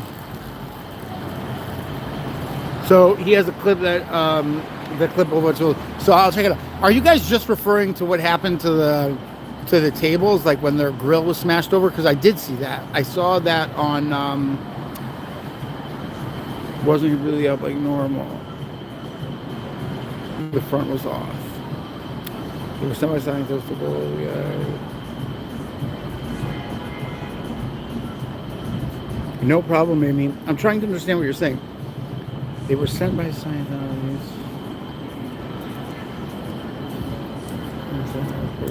No, okay, yeah.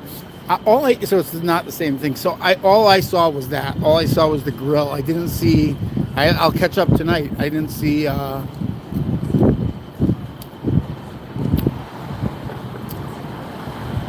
catch up while I'm by my sister's. So I saw the interview that he had with DOA regarding those three, I guess Latino or Mexican I don't know, that guy's like part of some anti-gang unit. That's like the propaganda that, hello, sir. That guy's in there with his kids sometimes. Oh, so devastating. Couple tables outside, yeah. I saw that. La Poubelle? No, I did not see La Poubelle. I saw it by the blue building. That's all I saw.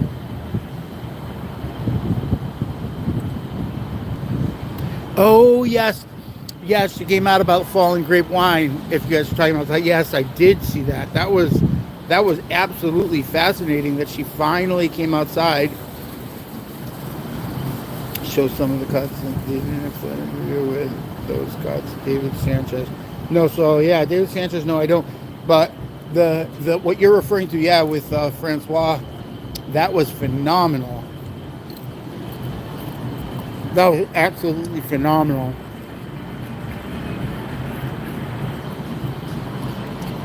I thought they did a great job of like giving her the opportunity to speak. And you could just tell that she was so super defensive over, you know, with regards to so super defensive.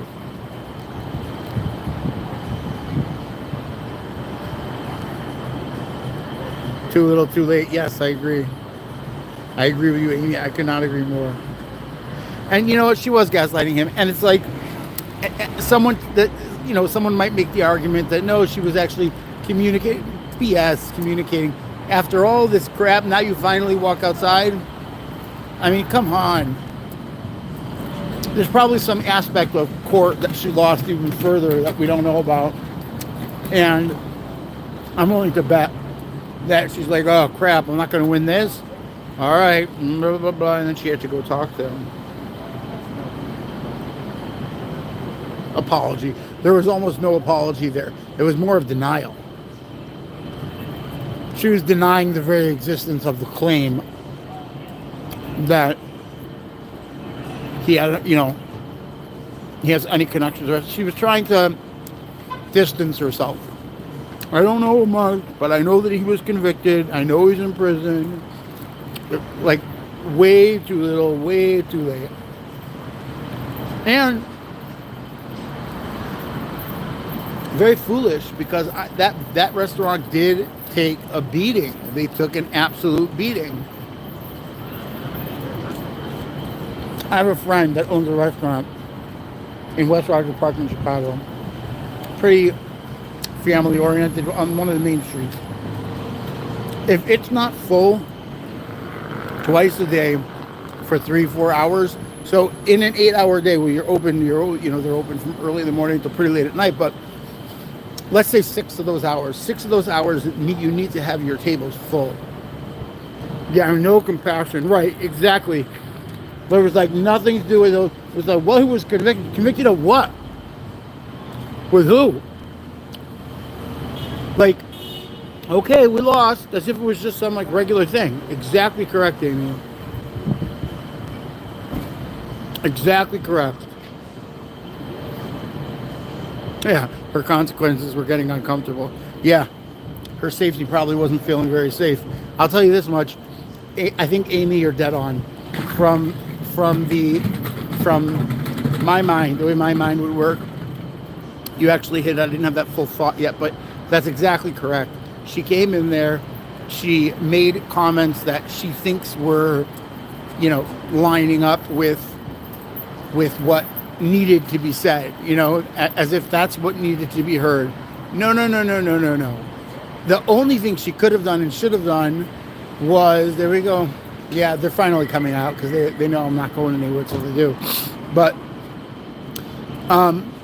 it's exactly correct. She doesn't care about, no compassion for, there was no mention even of the victims. It was just like, it's almost like, well, there was a game of chess and he just lost. And so, I recognized he lost. And what is wrong with you? Do you know what he lost? Do you know what occurred? You do. She does, so stop playing dumb. That's the Metro place. Behind the regular place. It's an interesting tandem little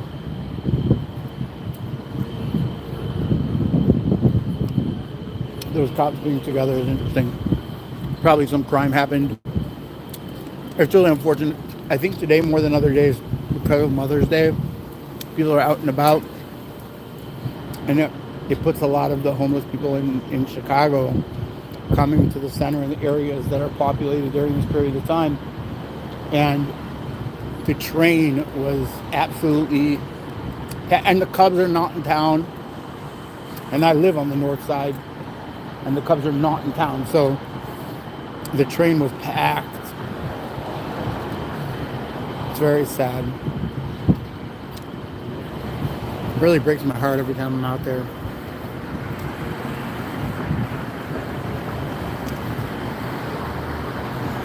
Should go doing work. By the way, I could not agree with you more. Listen, my big thing about, my thing is I'll go out by myself because there's, certain basic safety measures that I take that, it's just, I don't know.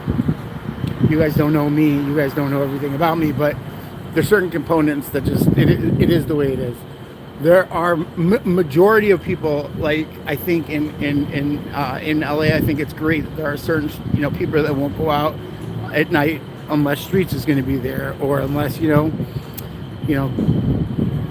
I'm not, it could happen to anybody, like what happened to Confident Chris. I'm not saying it can't happen to me, but the chances of that happening to me are slim to none.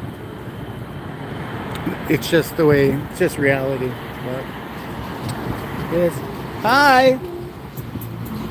Hello. How was your day at the church? Doesn't want to talk to me. Doesn't want to talk to me. Doesn't have a car and has no safe place to run to. Middle of the night. Oh, Amy, you're killing me, man. But I appreciate you telling me. We got to reach out to somebody. Somebody's got to do something over there for that. That is just not God. That's just. Oh. No safe place to run to.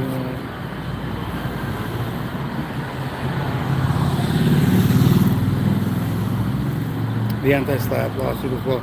Yeah, I don't fully comprehend exactly what's going on with that right now, but what I will say is this. What I will say is I know a little bit. One of my best friends is a lawyer. I mean, you're not a good Jew unless one of your friends is a lawyer. Anybody that knows anything about Judaism will laugh about that. But one of my close friends is a lawyer, and I asked a lot about what's been going on, also about what Shannon's been covering with the Dream Exchange, different aspects. And what I'll say is that this anti-slap business, it's like I'm going to sue you, you're going to sue me. You're basically just like this tit for tat. It's like a boxing match of lawsuits back and forth. And it's really about who has the most content with regards to like whatever it is that they're claiming or saying. It's pretty intense. This guy coming in hot. Coming in hot.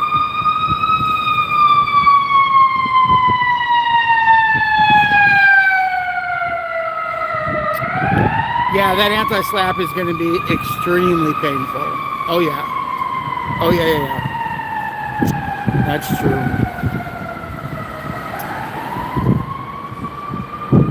But if someone doesn't have a place to go to and they have nowhere to run to, you've got to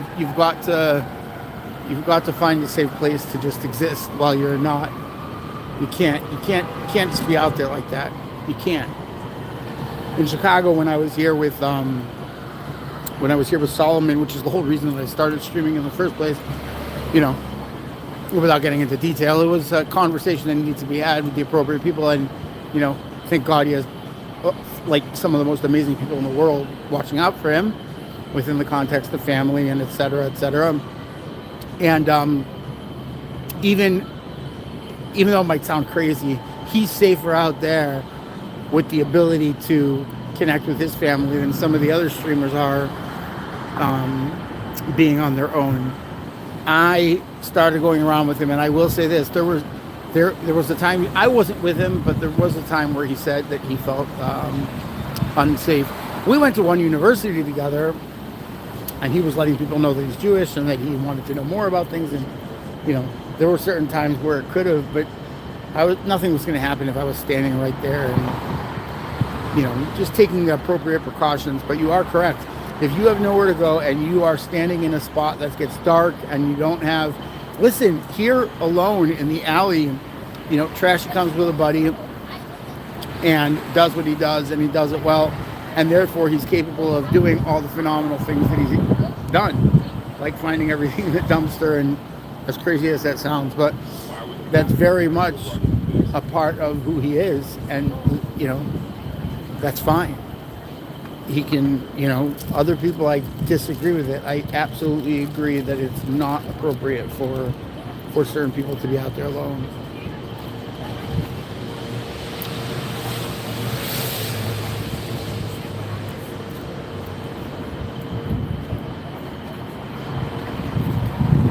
It's sad that the world, in the bigger cities, the world we live in today, the existence in the bigger cities, the larger cities, it's extremely sad.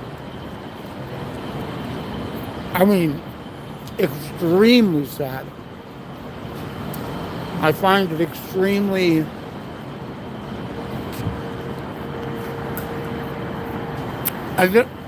sorry, I'm eating something. I find it extremely sad. It's literally depressing when I watch people walk around within the context of certain things, but that is just the world we live in today. It sucks. It really does. It really does. The homelessness in Chicago, and there's so many issues, and the main immigrant office is actually really close by to where Scientology is, but it's not safe. And I mean, if I had a friend out in front of here, even only 650 south, you're already south, and it's just, you can't be out there in LA. You can't be out there alone, and they're sending out people to like start trouble. I mean, you're asking for it, God forbid, but you are kind of asking for it. It's like, I don't know. Yeah, I wish there was someone that was like always on call. If I were orchestrating anything, I would kind of try to make there's someone always on call. You can switch off shifts.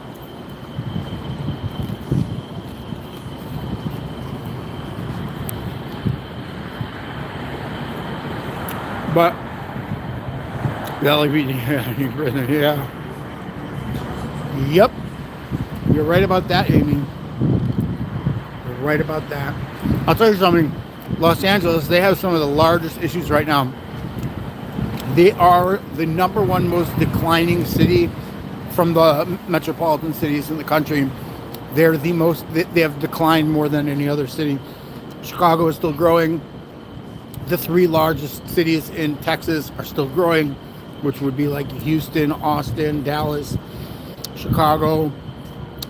New York's always growing, and you'd think LA, but it's not. Florida's growing tremendously. I mean, Florida's having such a horrible issue with gators and snakes and all this stuff, and it's because people have moved. Places that were never a residential place have become residential areas. And in California, it's the opposite. Everybody's left. It's become barren land, and the LAPD are so corrupt.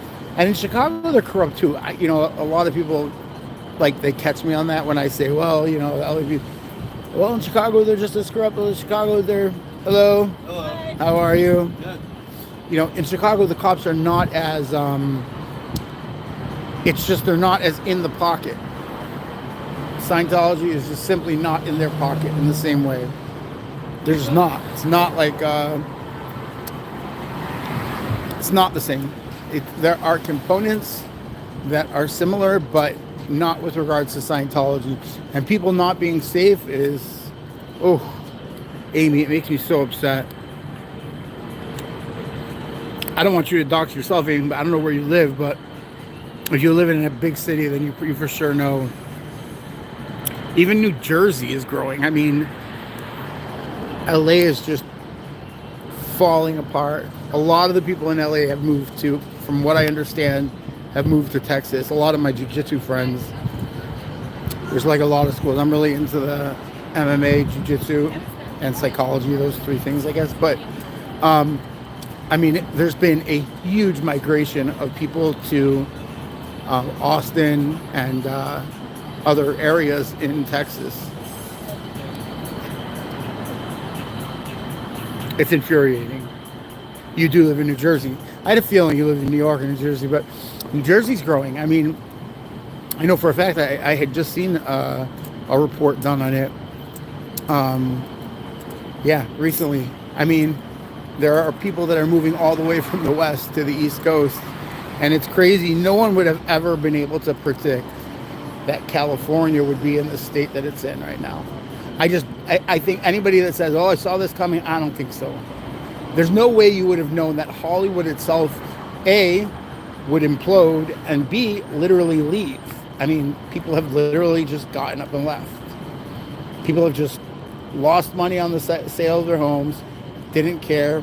I actually have some close friends that we all know out there right now that are, you know, they also care a lot about Scientology. People I'm thinking of, but, you know, they're also on their way out of California. Nobody wants to live there anymore. Connecticut. My dad's from Hartford, Connecticut. My uncle, he lives a lot in Florida now too, but he was still in Newton for a while, right outside of Boston, Charlestown. I used to hang out in Charlestown in high school. Charlestown, Mass. But yeah, Connecticut. My dad is from West Hartford. Ironically enough.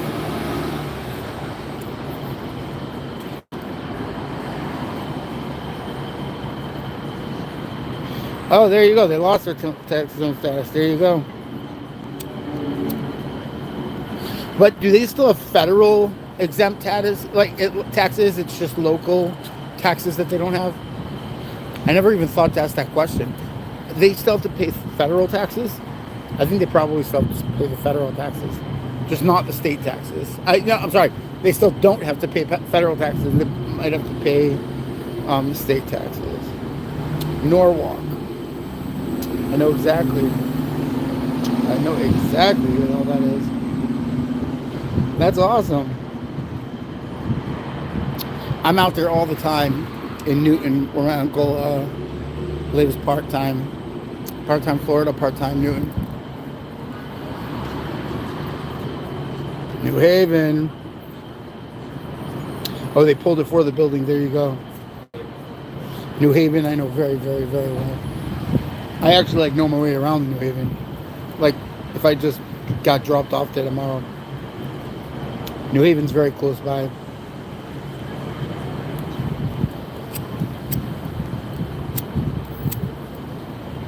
I love it, by the way. You'll even hear me, Amy. It's like a tick. I say not, and God, and Charlestown. It sort of was a joke for a long time, but then it really stuck. Really stuck. But I love it out there, actually. I really do. I have one sibling that's not far from Boston, also in the Appalachian Mountains. He lives in like a pretty high up. The elevation's pretty high. Pretty high. Your mother lost her accent? That's hilarious. That's like they say the hardest accent to lose. That's what they say. I don't know if it's true, but they say that's the hardest accent to lose. It's such a significantly powerful accent. I love the accent. It if anybody's ever seen the movie The Town, you just it's just it makes it cool to have that accent.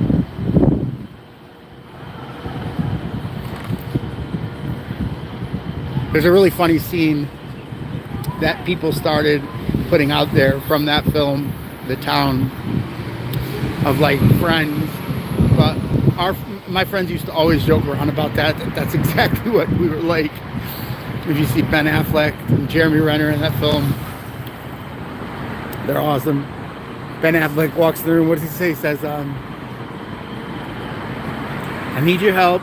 You can't ask me about it ever. I'll never tell you what this is about. And we're going to hurt some people. And then Jeremy Renner's like, whose car are we going to take? And like, that's his response. It's so awesome. And then like at the bottom, when people send out that scene, like, this is the only type of people I roll with. It's awesome. You guys got to check that out. You got to check that out. That one scene from The Town, it's such a great scene. I didn't do it justice.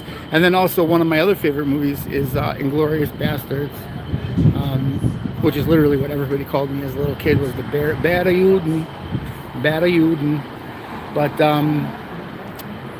yeah, there are some films that are just phenomenal. They all there's just I think in Boston and just in general New England, there's just such a powerful culture out there. I mean, I guess it is kind of like one of the first places that people settled, so it makes sense, but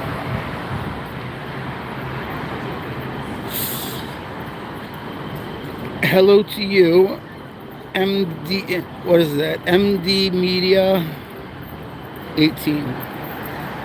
Well, hello to you, MD Media 18. Thank you for catching our live stream. Right now I'm keeping it down. It's a little bit of higher population walking around the streets.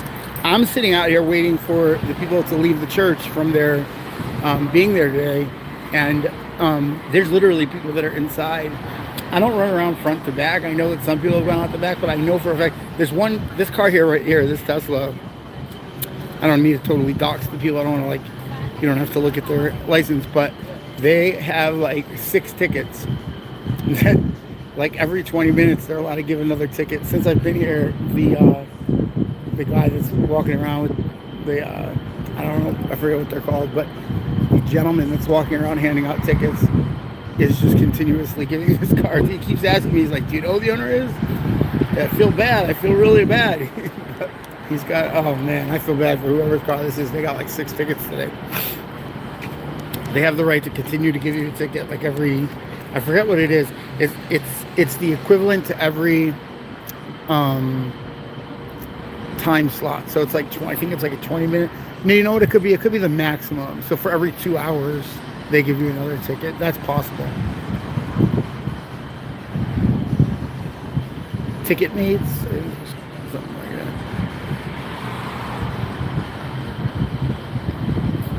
that. Chicago Scientology. Who is that? Who is Shannon? Who is that, guys? Can you explain to me who that is?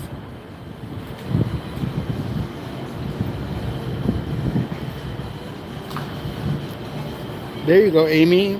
Anybody who wants to tell me who Shannon is, I'm seriously curious. Shannon, happy Mother's Day. Shannon had a great interview on Friday. It was the last of a little series. I was talking about it before. Nobody. Oh, you're awesome, Shannon. But Shannon had a series of interviews with a gentleman who was obviously part of Scientology, and he really was able to express certain things that I think were awesome. And in fact, it's one of the things, guys, if you caught the beginning of this stream for like the first hour, what I was talking about with regards to identity, he really got me thinking about it as much, if not more, than anybody else that I've seen coming out of there.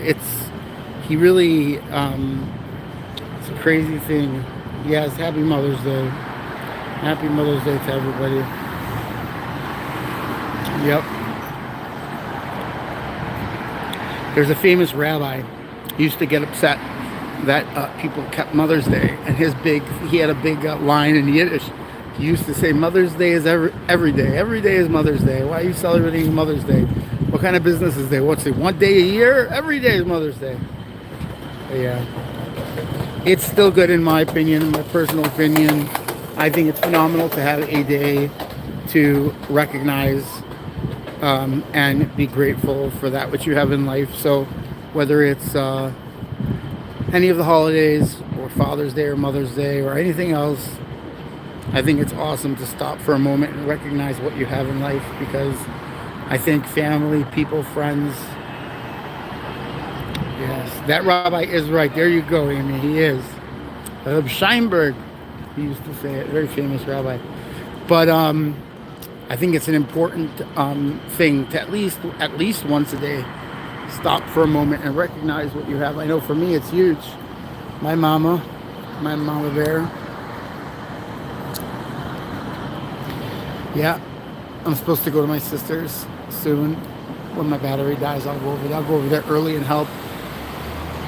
I don't have that much percentage left on my battery, but yeah, I mean, it's like I was talking about the whole day. It boggles my mind that people don't, like outsiders don't comprehend when they walk in that everybody has lost their identity for the period of time that they're in Scientology. So anybody in Scientology, anybody that's a part of staff or Sea Org or whatever it is, you're stripped of your identity. You're stripped of your individuality. Yes, I agree with the heart for Shannon. I completely agree. Shannon is awesome. But Shannon was talking to somebody, and I asked that question actually towards the end of the interview. And, it's funny how for a moment, I don't mind saying his name, Lou, he was very open about this, but there was like a moment where he was like, well, of course, everybody's an individual.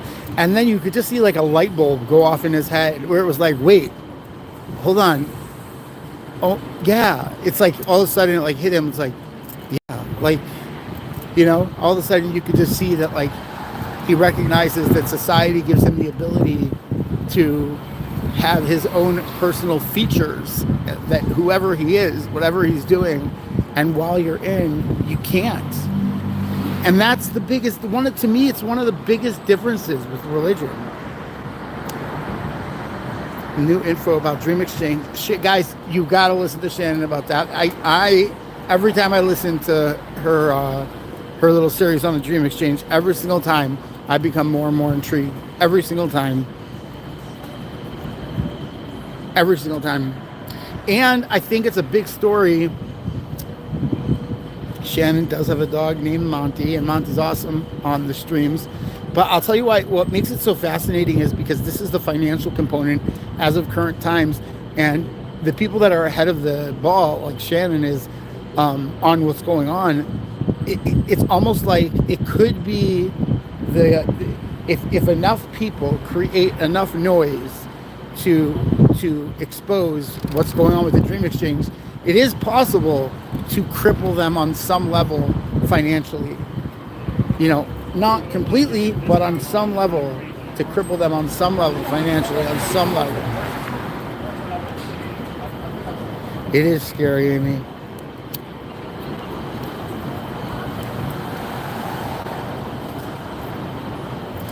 It's a scary concept that people can create their own entities. And what was it? FTN, NTN, I'm saying it wrong. But, people that they create bubbles of nothing. And you end up buying into a bubble of nothing. Literally, a bubble of nothing.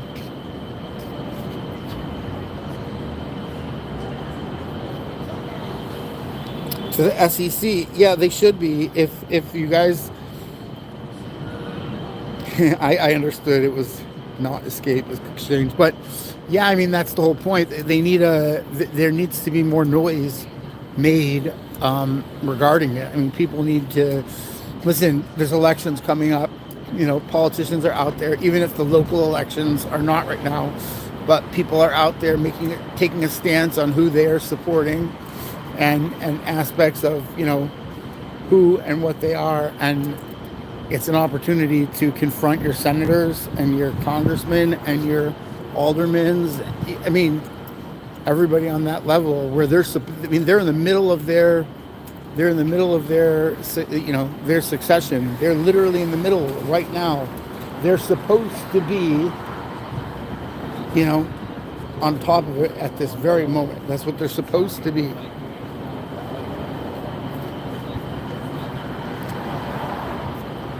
Underground bank. Ugh. I mean, you just think about in World War II,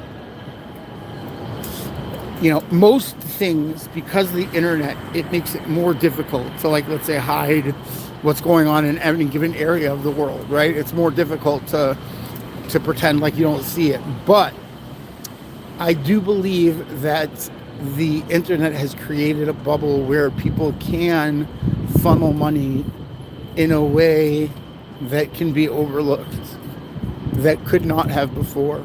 Like, I remember that they had an actual, like a real stat of what, let me see if we hear this. Hello, how are you? We got a smile. We got a smile. We got a smile. You go, girl. If I was Will.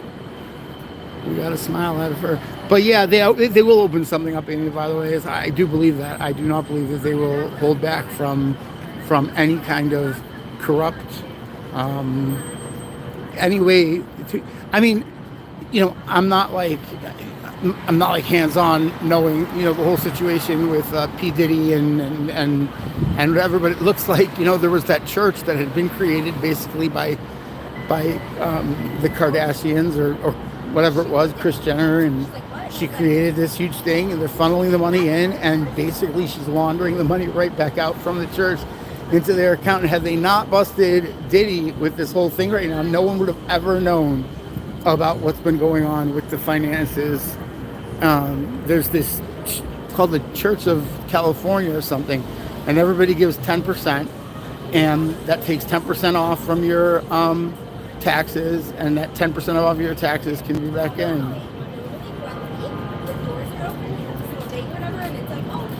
So what do you, can I ask you guys a question? I've never been in here. What do you think about it? I've never been in here, so I have no idea. I just walked by high as shit one day, and they had a sign up. High as shit? It's So probably that's all I know. Just look trippy. at the architecture. That's all. Well, I mention all the time in the live that the building's beautiful. Oh yeah, They've owned it. Look at the architecture. That's it. They've owned it for a long time. They've owned the building for a very long time, but they only moved a few months ago. yeah. I didn't know that. They were like near. They were in like Lakeview. I thought it was Chicago PD because I came out here and they blocked the whole section. So Yeah. I was like, y'all, I'm trying to get a fucking roll. And the Kybos. And they wouldn't let you in. Well, they were nice. They were like, what are you trying to come in for? And I was like, I'm just trying to get a Kybos. And they're like, oh, they're open. And I was like, I would think so. That's their business hours. Right. This is the time that I. You know, there's a lot of businesses on the street that they paid off for like what the average, whatever they would have made for that day, to close it off. Oh, well, they didn't pay my grocery store enough because I was in and You were out able to all go? the plants. And that's what I said. I thought it was Chicago PD because I saw the plants and I was like, damn, Chicago PD don't need all these plants. I almost thought it was the By the way, it was Chicago PD. It was. a TV show. I meant not like Oh, real you Chicago. thought they were filming. Yeah. Ah, I got So you. yeah, that night, like they had rows of plants and like all sorts. I got you. Yeah. Yeah, that's crazy. Yeah, we know nothing about it. I honestly, as a cult, want to know nothing About it. There you go. That's the way to keep it. You guys have a great day. She was awesome. She's like, I was walking by one day high as shit. That's what she said. I was walking by one day high as shit. That's what her response was. That was awesome.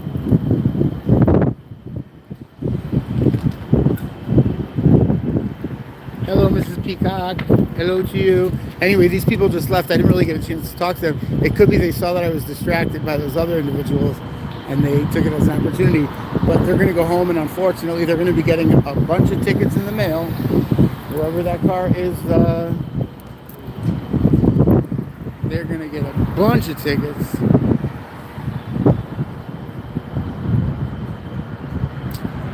It is insane. I will end off with this. I will just tell you guys because they just let most of the people out. But I'll end off with this because my phone's going to die pretty soon. But I just want you guys, when you're thinking about what you're supporting here, and when you're thinking about whether or not it's necessary to fill these chat rooms as best as possible and to do as much as we possibly can to promote this movement of helping people get to the point where they have a life again, or helping to the point where people do not get stripped of their life, stripped of their identity, stripped of their personality, stripped of all the things that makes them unique and special, and all the things that make them special with regards to the interaction with this world. Hello, sir. Everything that makes someone an individual, the more they go in, the more they gain from this church, the more they lose a piece of their identity. And to me, that is heartbreaking. That is absolutely heartbreaking. It's heart-wrenching and it's heartbreaking. I will tell you, it is absolutely heart-wrenching and it is absolutely heartbreaking. It is. It's devastating, to be honest. It's like, it hurts me to even think about it. Hurts me to even think about it. I'll tell you what, guys. I'm going to close down right now for a second, but I'm going to come back up as soon as I get some battery. I'm going to come back up because right now is, they're probably off for like early dinner or whatever, but everybody just left.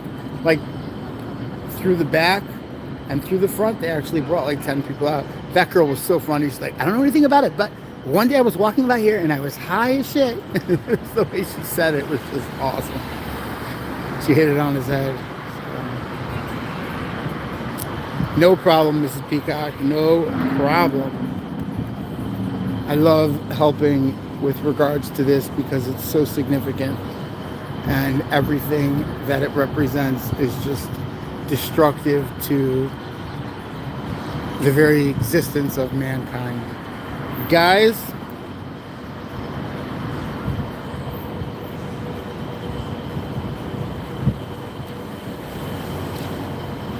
I think you could see me. Peace out. Keep it real. Keep promoting. Keep hopping in these chat rooms. Keep doing everything you guys are doing. You guys are awesome. And they're supposed to be open high 6 p.m. on Wednesdays. On weekends. Yeah, they are. I'm going to go get just even a drop more battery. My phone is down to almost nothing. So I'm going to go. There's a store here that usually lets me in at Dunkin' Donuts. But you guys are awesome. Keep it up. And please come back. Come back. I will be back up. I will be coming back up live until they close. So just give me maybe 10, 15 minutes to get some battery. All right. Peace out.